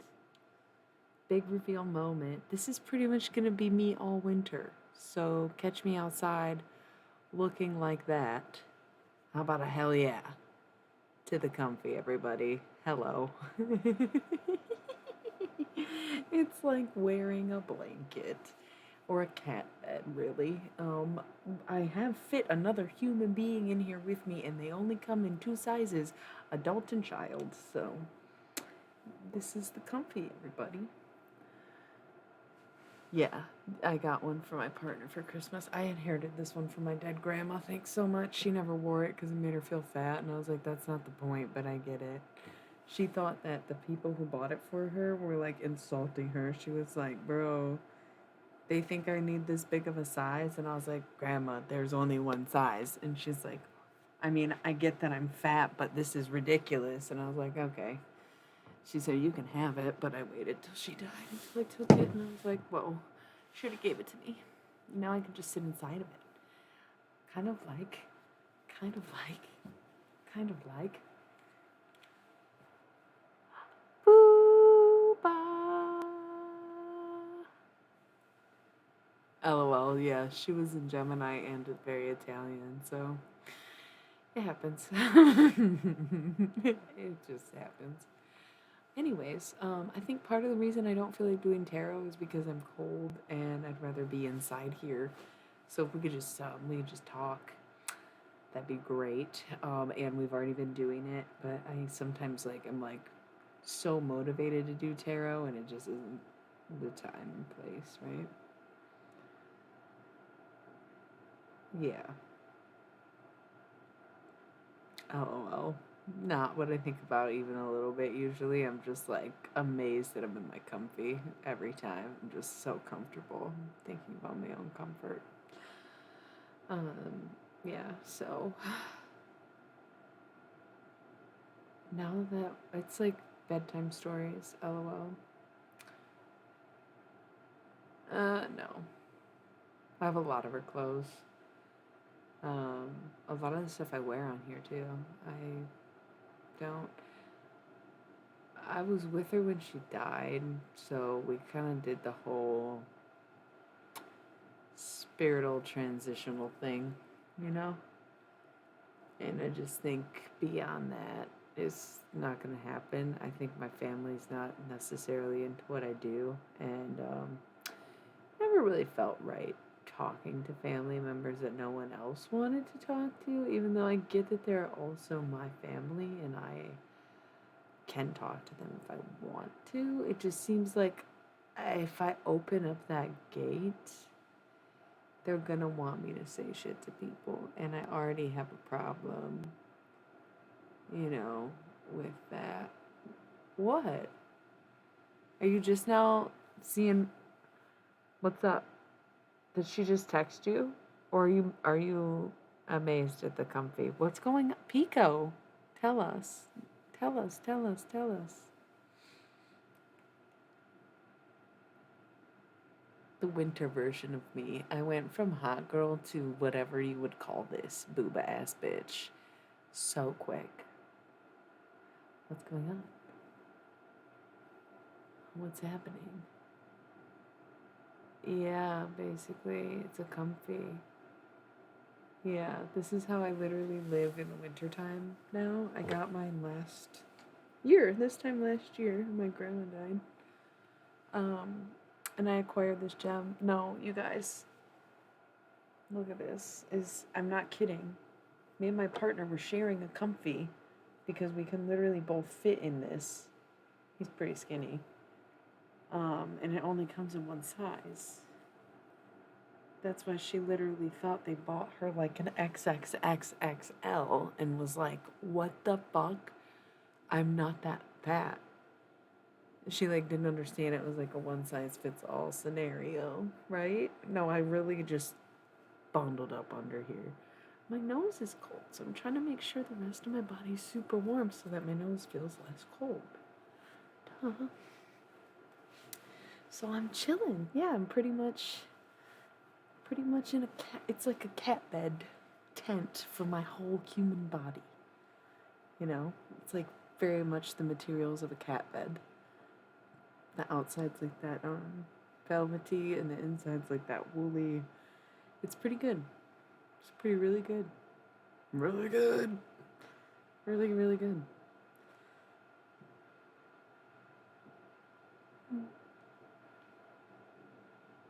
The many faces of Illuminati Mystics.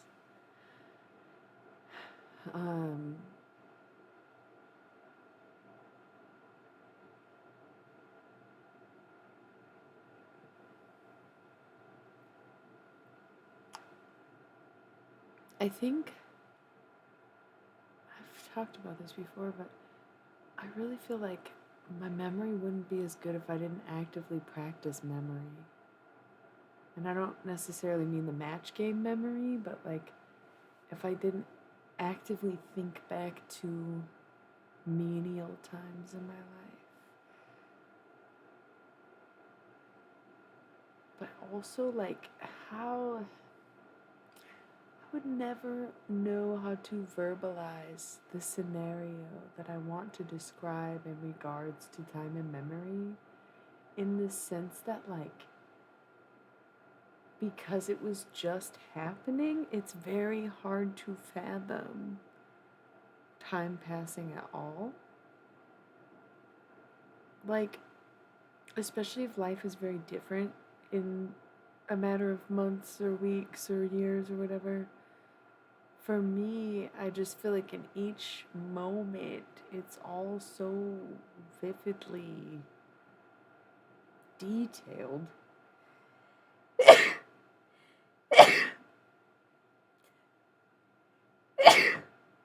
that I just like it feels like I'm still in that moment, no matter how far out I get. It's almost like I have a cycle of memories that I go through to keep my memory sharp. Thank you. The season transitioning instantly gave me allergies, right? It's like, oh, we're all dying. Goodbye, last loads of pollen. Like, thank you, everyone. Cats and whatnot. And I wonder if I didn't focus so much on that in the moment, how many of those moments I remember. I very much do live in the present. I'm really quite good at staying in the present and embracing every moment for what it is and appreciating it because I understand that it will pass and become a memory even while it's happening. But in that sense, I struggle to live in the moment because I am able to travel to other times. And so it's like, lately, rather than going to the past, I've been trying to go to the future more and seeing myself, seeing certain things or places or even people that I have a feeling will be in my future, even if they're not in the present right now. And I try to practice being in the future as much as I've practiced going back in time. And I think even though I enjoy living in the present and I'm very good at being very not just available, but what's the word? Present in the present, right? Like very present in the present. However, low key, just somewhere else. It really sunk in today. Yes, we do. We totally do have a time machine built into our DNA. People don't realize it because it doesn't alter reality in the way you think it does. It's almost like you have to find the version of you that didn't go through that thing or whatever. And you don't always have autonomy over other people's lives, so you can't affect the timeline in the way that you go back to kill someone. It doesn't work like that. It's hardly a machine at all. More like time traveling capabilities within us. I think we do. That's what I'm saying. Like, I wasn't smoking weed as a child, as far as I'm concerned. And no one else was concerned, so I'm pretty sure I wasn't fucking on weed, when I was doing that shit as a child. Um, some people, yes, right?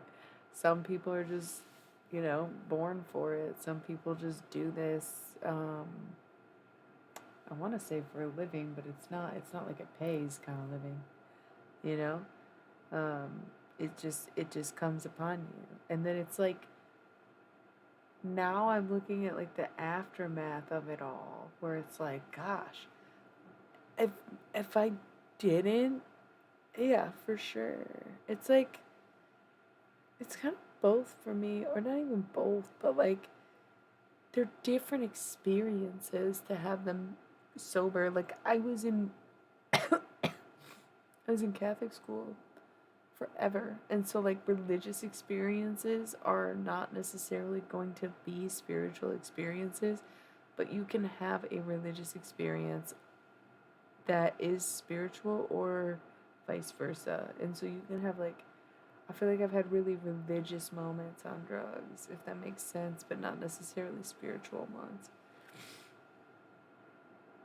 I totally get that too, where weed is kind of having that effect where I'm overdoing it and I know I'm smoking too much and I want to take a tolerance break, but it's my um, coping mechanism for stress lately, just because I've been feeling not necessarily out of control, but I've been feeling like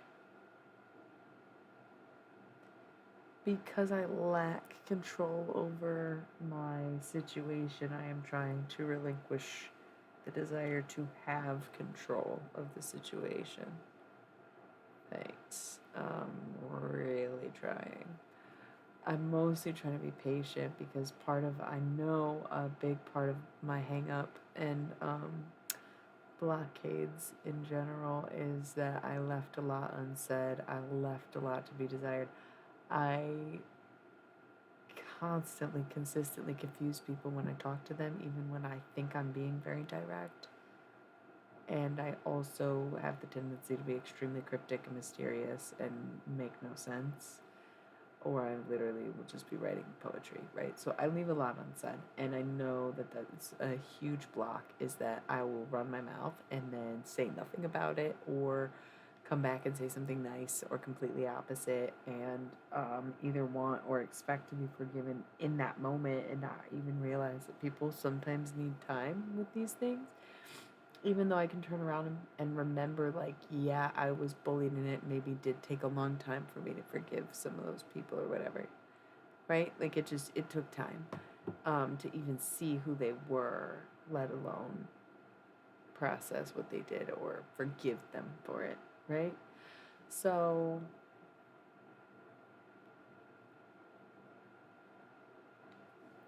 I don't know when that's from, but I wasn't necessarily still talking about time travel, lol. I don't know what we were talking about, but we can talk about anything. I'm in my comfy now. I'm probably not gonna do tarot though, y'all. This little nose thing hit me hard, didn't it? Just like out of nowhere. I've sneezed like 6 times tonight. I don't even remember sneezing at all today.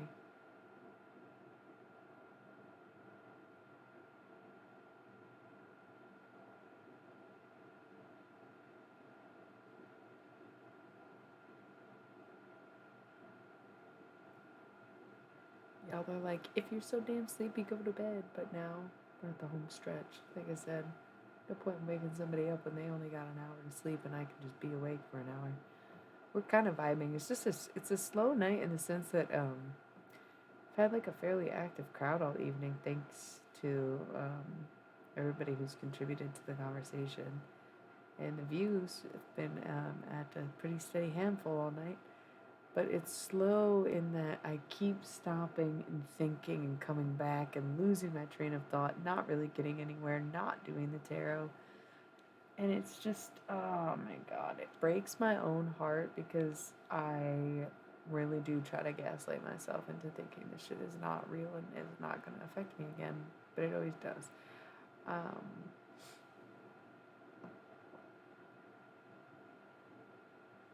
it's so sad. I'm just such a big person in a way, in so many ways, that I get that I'm very hard to be around. I get that people are really going to always dislike me more than they like me, and even if they love me, it's difficult. And I am to say I'm okay with it is would be very a very inadequate way to describe it. Where I'm not necessarily okay with the fact that those things are true, but I accept those things about myself without submitting to the idea that they are kosher, right? So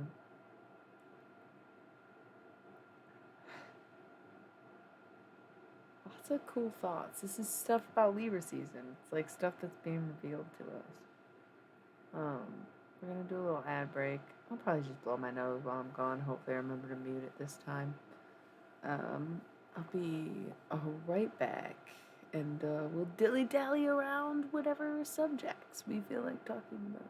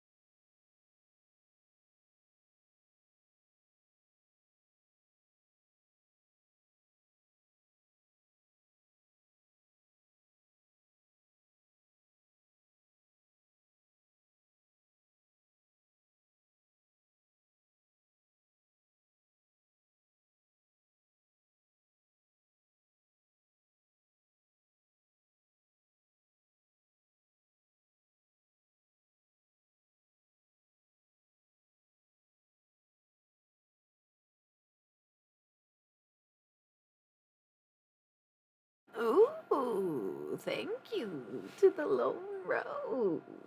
That's so sweet for you to follow. What's with the creepy voice, dude? I'm really in a weird place, right? Like, this is strange behavior. It's also like these transitional days in my month where I go from my ovulation cycle to my premenstrual dysphoria boxing hour that can last anywhere from like 12 to 6 days because it's a countdown. Anyways, it's really stressful and it's really funny that I'm open enough to let people watch the process and just stream when I feel like this, where I'm anxiety ridden and very babbly and very like kind of like even slightly dissociative, where it's not necessarily channeling where I keep looking off and forgetting I'm on the fucking stream and then coming back and pretending like I knew what I was talking about. Like, the alcohol wore off hours ago. I had a mug of wine, like wine punch. Um, can't even blame it on that. Look, I'm not waiting on anything ever. That is just how my whole thing. Would I like some things to be worked out and finished during Libra season? Sure. Like, who wouldn't? I would love to move on with my life instead of having to just suffer through not knowing and guessing what the fuck happened and why and finding the lesson myself instead of like working something out with another person. Who the fuck wouldn't, right? Like, that's so dumb. That's so dumb.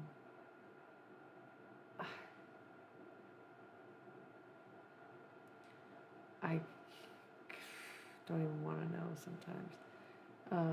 But I do want to know, obviously. When you love someone, you care enough to know anything about them, everything about them. And so the hiding aspect of people, hiding from you, hiding from someone.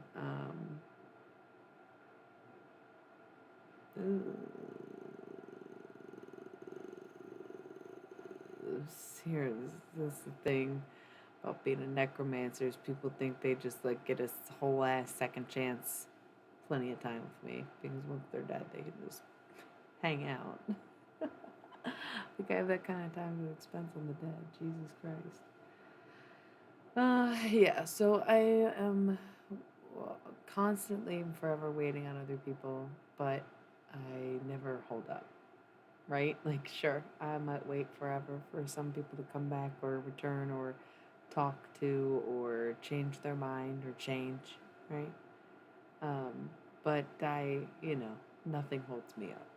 I'm gonna keep going regardless. I'm gonna wait patiently, but from wherever I am, I'm not gonna wait around. I'm not gonna wait in this one spot, and that's kind of the vibe I have for Libra season, where it's like, yeah, I truly would love to see some things work out, turn around, etc. Do I see it happening? Absolutely fucking not.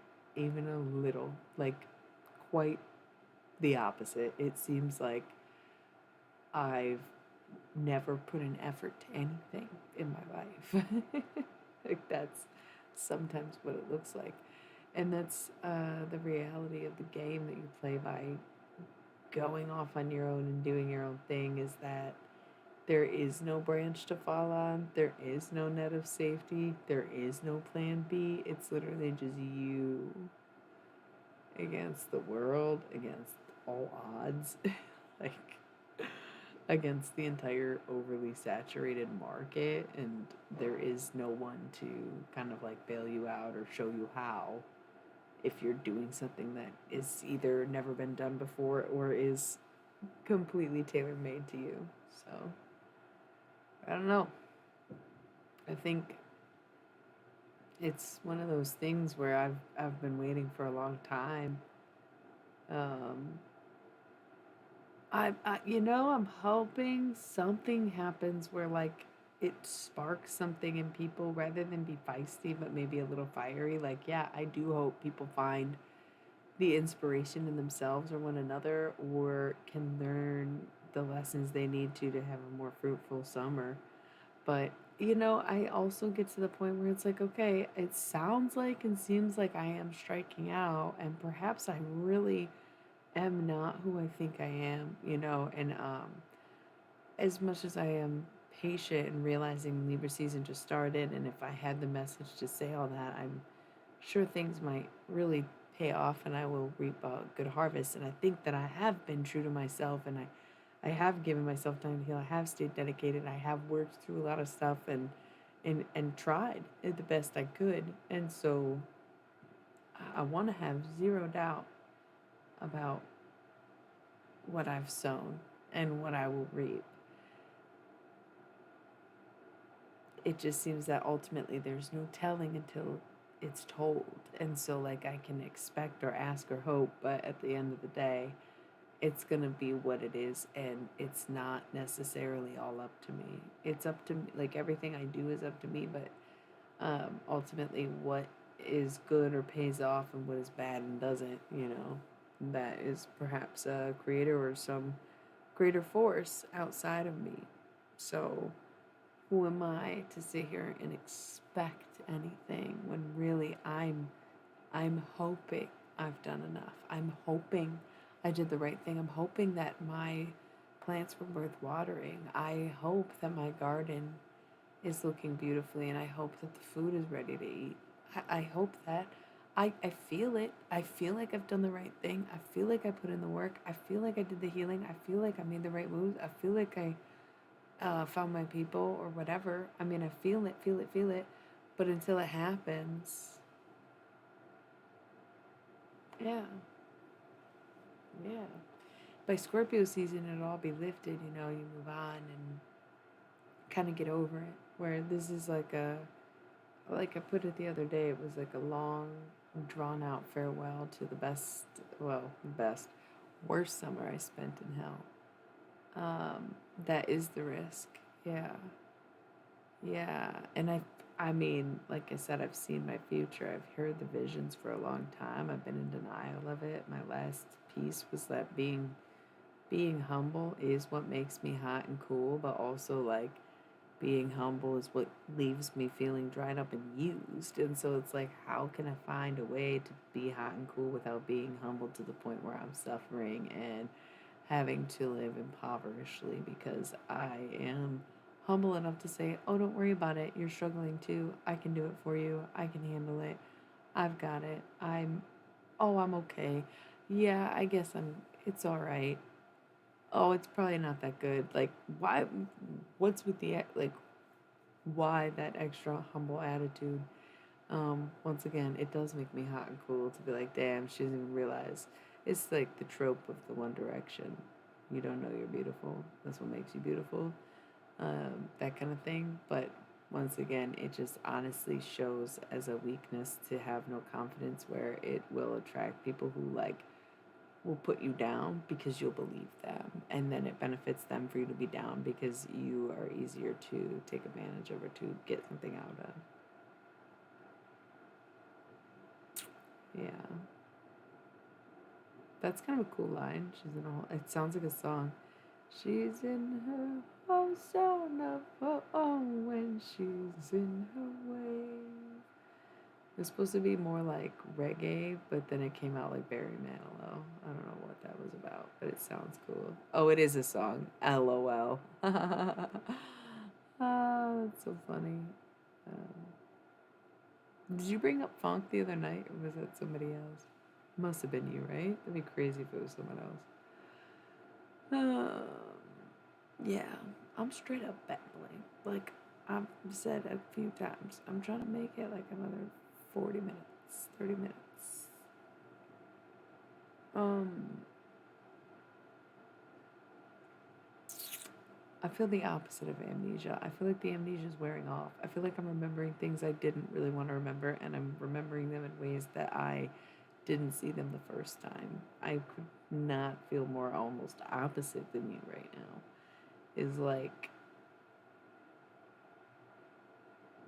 oh, anesthesia. That's literally so cute exchange. Numb and stimulating wave of emotion circling around. I feel like you mean anesthesia. Okay, yeah. It's just the amnesia is forgetting stuff, right? And we've all been talking about remembering stuff and having flashbacks and so no, I would not agree that it feels like amnesia at all. It feels like the opposite of amnesia, where it's all coming back, even if you want it to stop. Yeah. Um, and Anastasia, wow. So, you want to talk dreams. Man, Anastasia is so intriguing to me for so many reasons. Because, one, I loved that movie as a kid, and it always depressed me that she died in the end. I don't think they'd make her die in the Disney movie, but I knew about her in real life, and I knew she died. And it was just, I couldn't deal with it. She was like 17, she was beautiful, princess, blah, blah, blah. It was just too much for me to really grab with. I also wonder how much I was connected to dead people as a child because I was so overly empathetic about stuff like ridiculous stuff like that. Like at the point I lived, she barely would have been alive even if she lived through that time. Like I was always a little too empathetic about death and surrounding death. So Anastasia's always been very fascinating to me. The whole situation with her family, the czar and everything was really telling, and like the way they handled the czar by offing his whole family, just like insane. So there was one time I had this dream that it wasn't necessarily Anastasia, but it really, really was like Anastasia. I was on a train and it was like a comfort car. It was probably, it felt like 100 years ago or so. And there was a woman sitting there telling me her story, and she was done up like a Sunday kind of, with the hats and the lace ties and Victorian kind of era, but a little bit more modern spin. And she was speaking a language, and it was probably it didn't sound like anything, but I was told that she was speaking Russian, and there was a translator there, so I could understand her thoughts in a sense, but in the dream I could hear Russian and I knew what it meant. But it was also being translated, and I think there may have been subtitles. It was really bizarre. But it was just like it was like listening to multiple languages at once, but knowing exactly what they said. So, um, Ruth Along. And this is why it was like it was pretty much Anastasia, but it wasn't really Anastasia because the whole story that ensued was really about the Holocaust, and not only was Anastasia Russian and in Russia, but she died before the Holocaust started, and so that's what made it so crazy to think. Like, I mean, perhaps it really was. Good point on the hydrating. I'll take a sip of water for this. Um, Perhaps it was some sort of life. Yeah, yeah.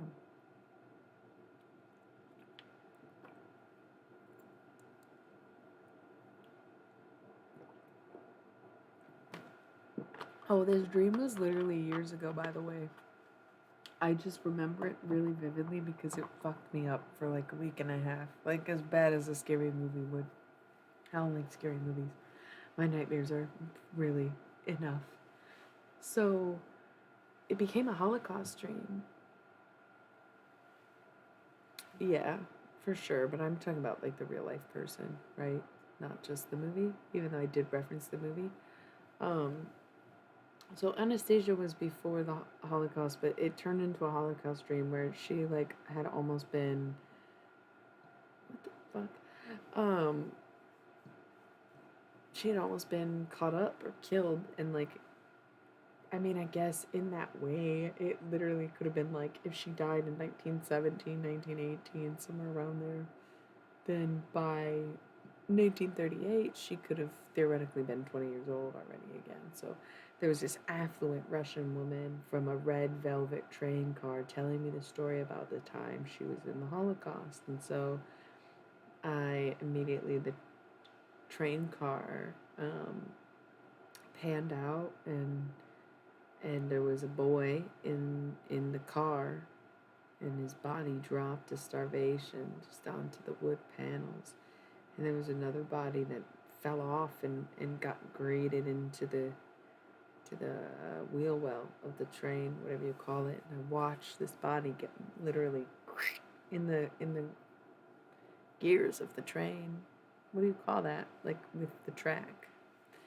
Um, and then it was catching up to me where I was on the train, packed like sardines, and people coming up to me, surrounding me, kids, and just remembering like these white things. They look like teeth, but it's actually some kind of, I want to say popcorn mold or something like weird like that, but in your mouth.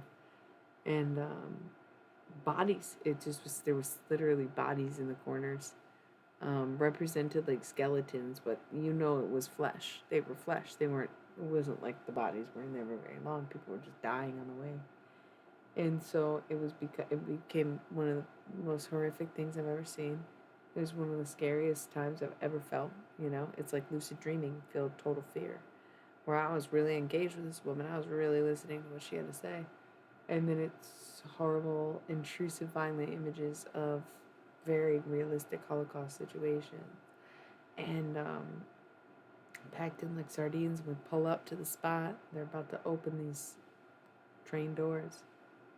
They open it up. And outside, it was a field, sunshine. And they let us out. And it was beautiful out. And it was over, and that was it. There was a concert on the other side of the tracks, over the hill. It was a beautiful day. It was just a beautiful day. It was all over, you know? And so in the dream, I came to terms with it. Yeah, I was basically hypnotized, but I was sleeping. And that's why a lot of my life, where looking back, like in the moment, I didn't make a big deal out of stuff because I was like, oh, that's interesting, that's cool, that's fun, I'll write that down. Still fucking haunted by it. And then when I say it, you know, hypnotized in my sleep by some force greater than me. So this was, I think that was like, part of me wants to say it was like 2013, 2014 when I had that dream, but maybe it was more. No, it had to be 2013. I had that dream. Considering who was in it and everything, like who was at the concert, yeah, that would have been maybe even 2012. I had that dream, and it's still kind of it's faded a little bit. Where it was like I feel like I may have been missing parts, or like the story didn't come to me as easily, but the main things that stick out, like. Yeah, that shit fucked me up 10 years later. I still remember that dream I had. It was just so crazy. And, but you know, it probably was 2013 or 14 now that I doubly think about it. It was definitely a little bit later, but yeah, going on 10 years. But what's really wild to me is how representative Anastasia can be of magic beyond my own reasoning, which I will explain in a moment. We're going to do a little quick ad break. You know what it is, every 20, 60 seconds. It's not a big deal. I'll be right back. I'll probably be sitting here in my comfy.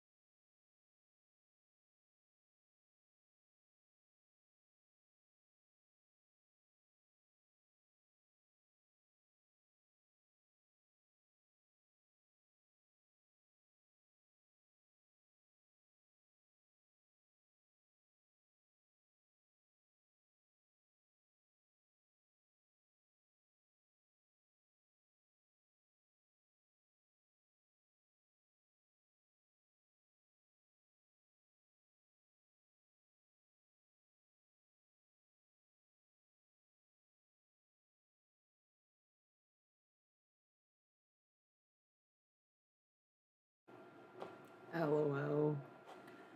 I was just thinking back on like when I don't ghost people, and I've had some of the weirdest breakups ever. Not even gonna lie. Some of the stuff that I gotta say to people. 222. Um, yeah, I would love to watch it again. Um, yeah, so Anastasia really represents a certain kind of thing in magic. Look, 2 hours, 22 minutes, 22 seconds. Um, yeah, I do feel like that.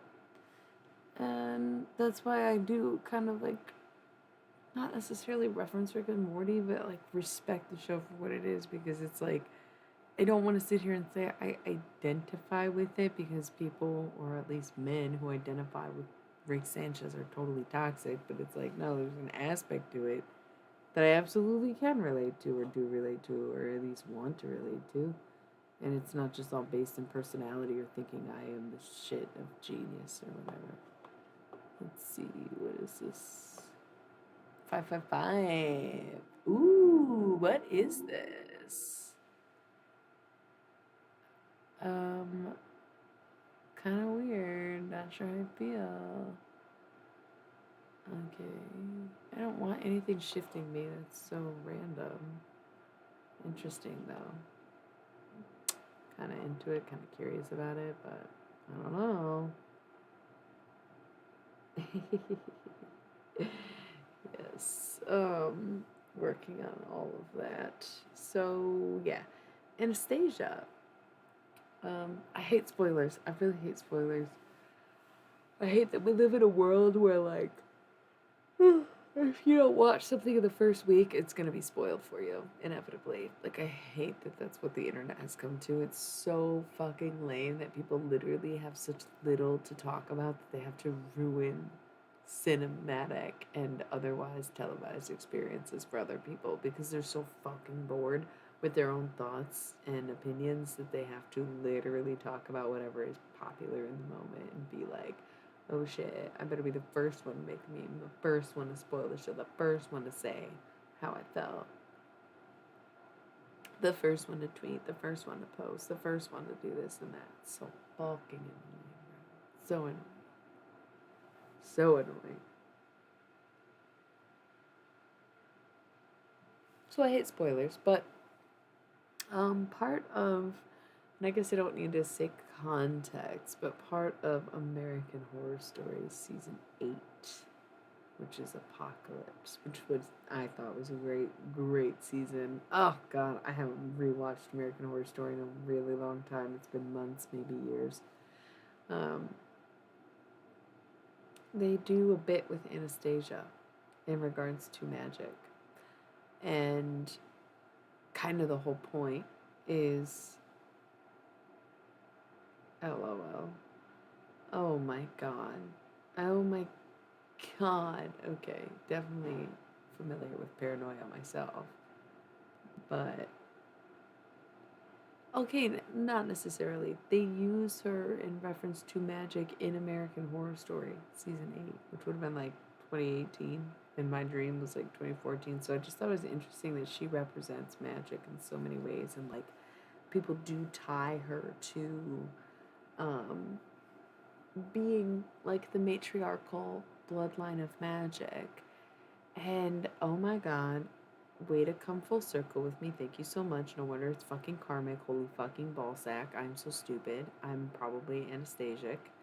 So, what's even more interesting that she's associated with magic and that I saw her in my dream and it was like this crazy stuff was that her mother was the one who was obsessed with Rasputin. Her little brother was sick. He was like however you say it, hemophiliac, where the smallest cut would make him bleed like too much, and it was you were at high risk of death because there was no way your blood doesn't clot or your blood's too thin or too thick or something. Too thin, I think. And her mom just became obsessed with Rasputin doing magic on her son and extending his life and healing him and shit. And he really wasn't necessarily, he wasn't healing him, but he wasn't not healing him. Like, this Tsarina woman saw something in whatever she was getting out of Rasputin. But Rasputin was also getting it with the wives of many men in Russia at the time, right? And he was known for being like greasy, notorious ladies' man player, but um she was obsessed. Like, she was this woman who was supposed to be in charge of Russia and be like the leader's right hand woman. And she was like, yeah, but Rasputin. Like, what the fuck? Okay. And it's hard to say, you know, how that may have affected the rest of the family dynamic. However, his work definitely pissed people off because he was clearly doing sex magic. I don't know why the fuck these bitches were literally throwing themselves at this man who was like notoriously didn't shower because it was part of the magic. Like, oh my god. um, living in civilized times and just being like a total monster just because he knew he'd get laid anyways. Like, total fucking chaos king, right? And it just really made you wonder because ultimately the way he fucked with the Tsarina on that level, and who knows if he was like actually fucking her, if it was genuinely about the son who was like never gonna get better and always gonna be sick. Um, it's like it wasn't until after the fall of the Tsar that anyone even attempted Rasputin's life, and so to see him be hated and still have power. And then once the power is removed, and then they go for him. Yeah, I could totally see that. Could totally see that. But it's really, I mean, the whole thing is really fascinating to me. And it's just so interesting. Like, I guess at what point in time did we not stop believing that stuff? Who's Lazar?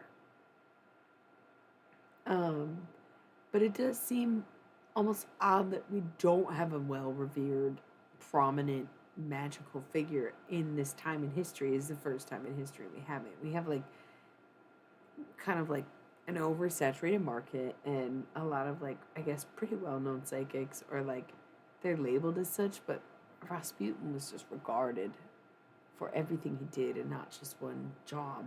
I guess he was just like straight up pretty much wizard or a witch, where it was like it's just that wasn't that long ago. It was only like 100 years ago, and it's just interesting that like it's really been the fall of the witch, where it's like it's so common that it's like no one has risen to a certain power of like being able to be shot at 9 times and then just finally giving up yourself and drowning anyways, just because. I mean, it was cold. Like, they were trying to sink this mug, and he got all the way to the river and was like, oh my God, finally I can die.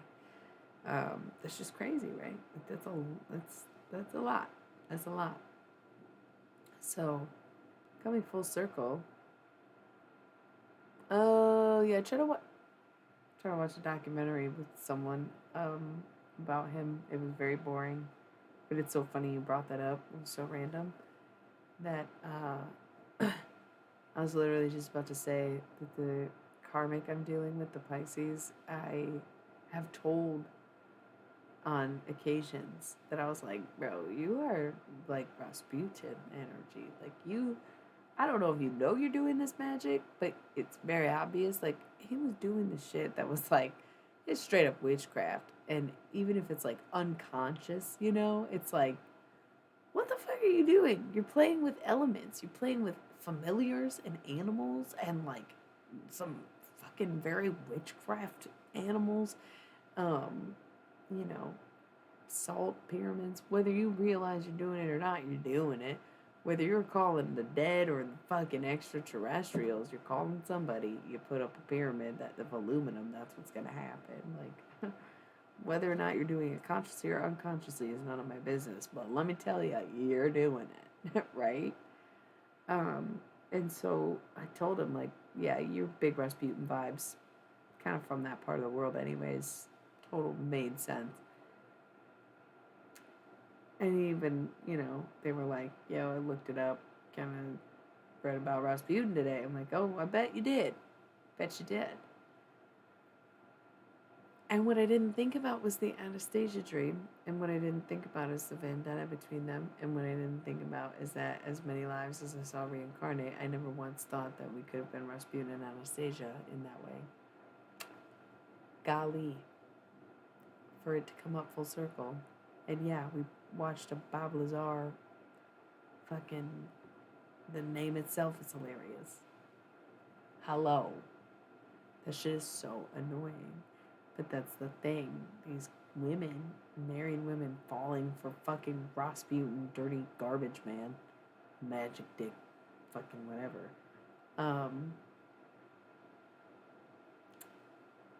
Why wouldn't it be seeking his revenge on Anastasia? Right? Can have anyone in the world. Why would you seek out your downfall? of him to get revenge. And it's like, how long do you carry something like that on for? God. She died so young. She fucking can't believe she survived the Holocaust. Not that it's me personally, but you know, it's a certain energy. It's like the Persephone thing. It's kind of like a bloodline. You know, like her whole coven is suffering from it or something. So it's just been this was an interesting conversation, and it's funny what I end up talking about when I don't know what I'm going to talk about. Kind of love it. Did y'all notice how there was like big COVID outbreak in August? But I'm not hearing shit about COVID now. The season's changing, even though they like literally said all their data was like, no man, numbers are always the lowest in the summertime. Don't even worry about it. I don't know. Trips me out. There's like no new COVID cases. I'm sure there is somewhere in the world, but it just seemed like really hyped up in August. That's just so sus. Clearly made it. Right? It's so wild. Anyways,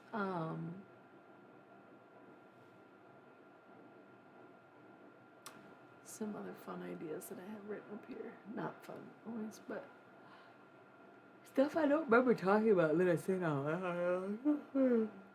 Maybe we did.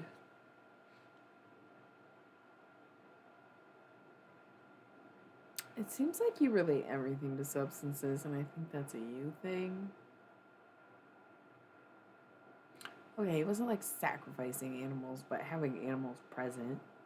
You know what I'm saying? And mixing in with the elements. I don't think it's like substance.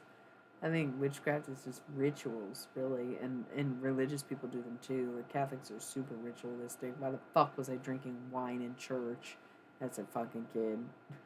The fuck? Like, literally, you're telling me it's this dude's blood, and you're giving me a cracker and being like, you're eating the flesh of another human being. Like, okay, because that's normal. The fuck? Like, what? The fuck? So, witchcraft is just whatever.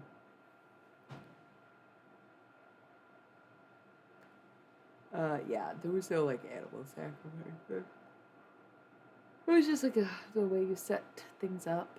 It's like people don't realize, like, you know, energy is waves or vibrating string theory or kind of anything like that. You have to understand that, like, all objects then radiate or bounce off radiation or what radiates, not radiation, but you know, like if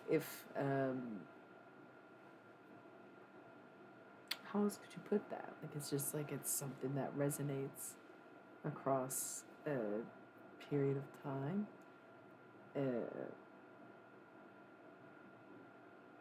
like, I don't know. That's all I'm trying to say. Is like the way you have something set up is relevant to something, like the concept of vibrations, right? And like things moving through an object and becoming the shape of that object or becoming what that object represents or even like the color scheme that it is.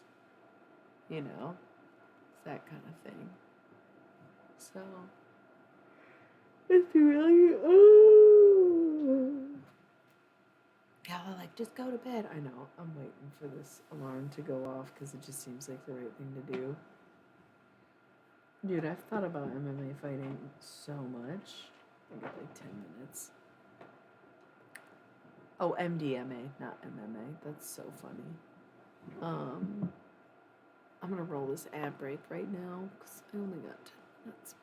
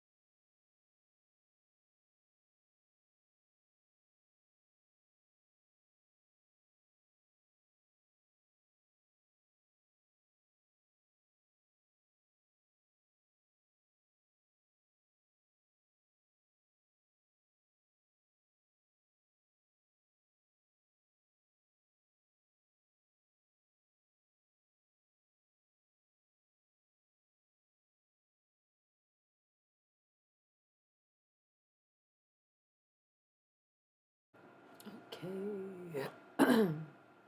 I love the more genuinely raw moments, like the fact that I'm in this ugly ass comfy and I'm always on here like looking so cute, put my outfits together. The fact that I'm like sneezing and losing my voice in front of you, like I think it does take a considerable amount of power to be able to be vulnerable in this way of letting people see who you really are, letting them see you at your most comfortable or even most vulnerable, and having zero fears over it even.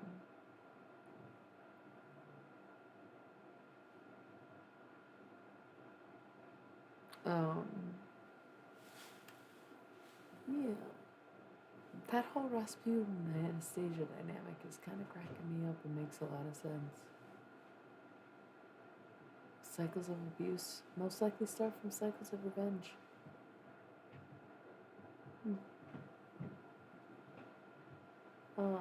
Y'all, I don't even think I'll make it another 10 minutes. I want to go to bed so bad. I don't know why lately I've been more exhausted than I usually am on the streams and stuff, other than retrograde. I saw somebody post something about like if retrograde isn't hitting you in the cliche, like stereotypical ways, it might be affecting you in other ways, like sporadic thoughts or exhaustion or anxiety and being just a little out of character, a little offbeat, a little aggro, where it's like, yeah, that makes sense.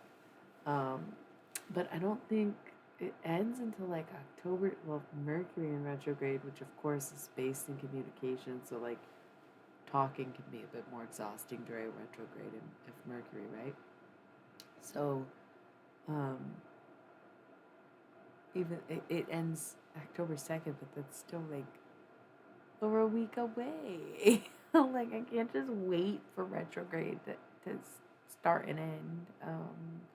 It's like a ridiculous notion to even think that people could just avoid living life for like an extended period of almost a month and sometimes more than a month. Just being like, oh, well, don't talk to anyone, don't sign any contract, don't do anything with your life. Like, bro, life goes on even if some other planet is moving backwards. We're lucky it's not this one. And honestly, how do we know it's not this one? Right? It's wild, but it's in a way kind of true. So, what a fun and goofy night this has been, don't you think? I want to stream tomorrow, so I would assume I'll be back tomorrow or later today, however you see it. Hopefully I don't have another tired night like this, but honestly, I don't think I had any caffeine today. And then I had a little bit of alcohol, and then obviously I was smoking a little bit extra because of the craving cigarettes. So I'll probably have some coffee tomorrow, and I'll be more ready for it. I'll try to dress warm and cute so that we don't resort to the comfy once again. Though I'm not even sure the comfy is such a bad thing, is it? No, it's not. So hopefully we do a little more tarot cards. Hopefully things are Gucci for everybody else. Or not Gucci because they seem to be a bunch of racist fucking assholes or whatever. At this point, I think I'm ready to call it a night. You saw like such a strange version of me to be seen somewhere as public as the internet. Rare form. Even the messy hair, and just being relaxed in sweatpants, no less. Oh my God, who is she? At least I still got my makeup on, right? But you all have a darling good night. It's been a very, very cozy night with all of you, and I appreciate you tuning in. I appreciate you being here. Like I said, I plan on being back tonight. Hopefully I'm not a sleepy mess, but I'll have some caffeine today, okay? I'll get it done. And maybe we'll talk about some other stuff too. And I am gonna try to like unblock my writer's block. But maybe we can talk about that, or I'll write a whole book in one day. Who knows? If you change your mind, honey, I'm still free. Take a chance on me. If you need me, thoughts just popped in my head. There's something else I was saying. So take a chance on me again tomorrow to not be such a sleepy hoe. I am going to try to get some good rest and wake up and have fucking coffee like a regular adult person. And I love you. And I know this was a little weird, but honestly, it's part of my journey to be more honest about these things when I'm not feeling great. So you can imagine, once again, if I had a regular job, it'd be very difficult to perform when I'm feeling like this and can barely do it for myself, right? Thank you. Thank you. I love you. I love you. I love you. Thank you for always being here, supporting me, and making my dreams what they are. It's been a dream to live, and now I sleep and have those dreams again. So thank you. Thank you. Thank you once again. Good night and good luck. And thanks for tuning in.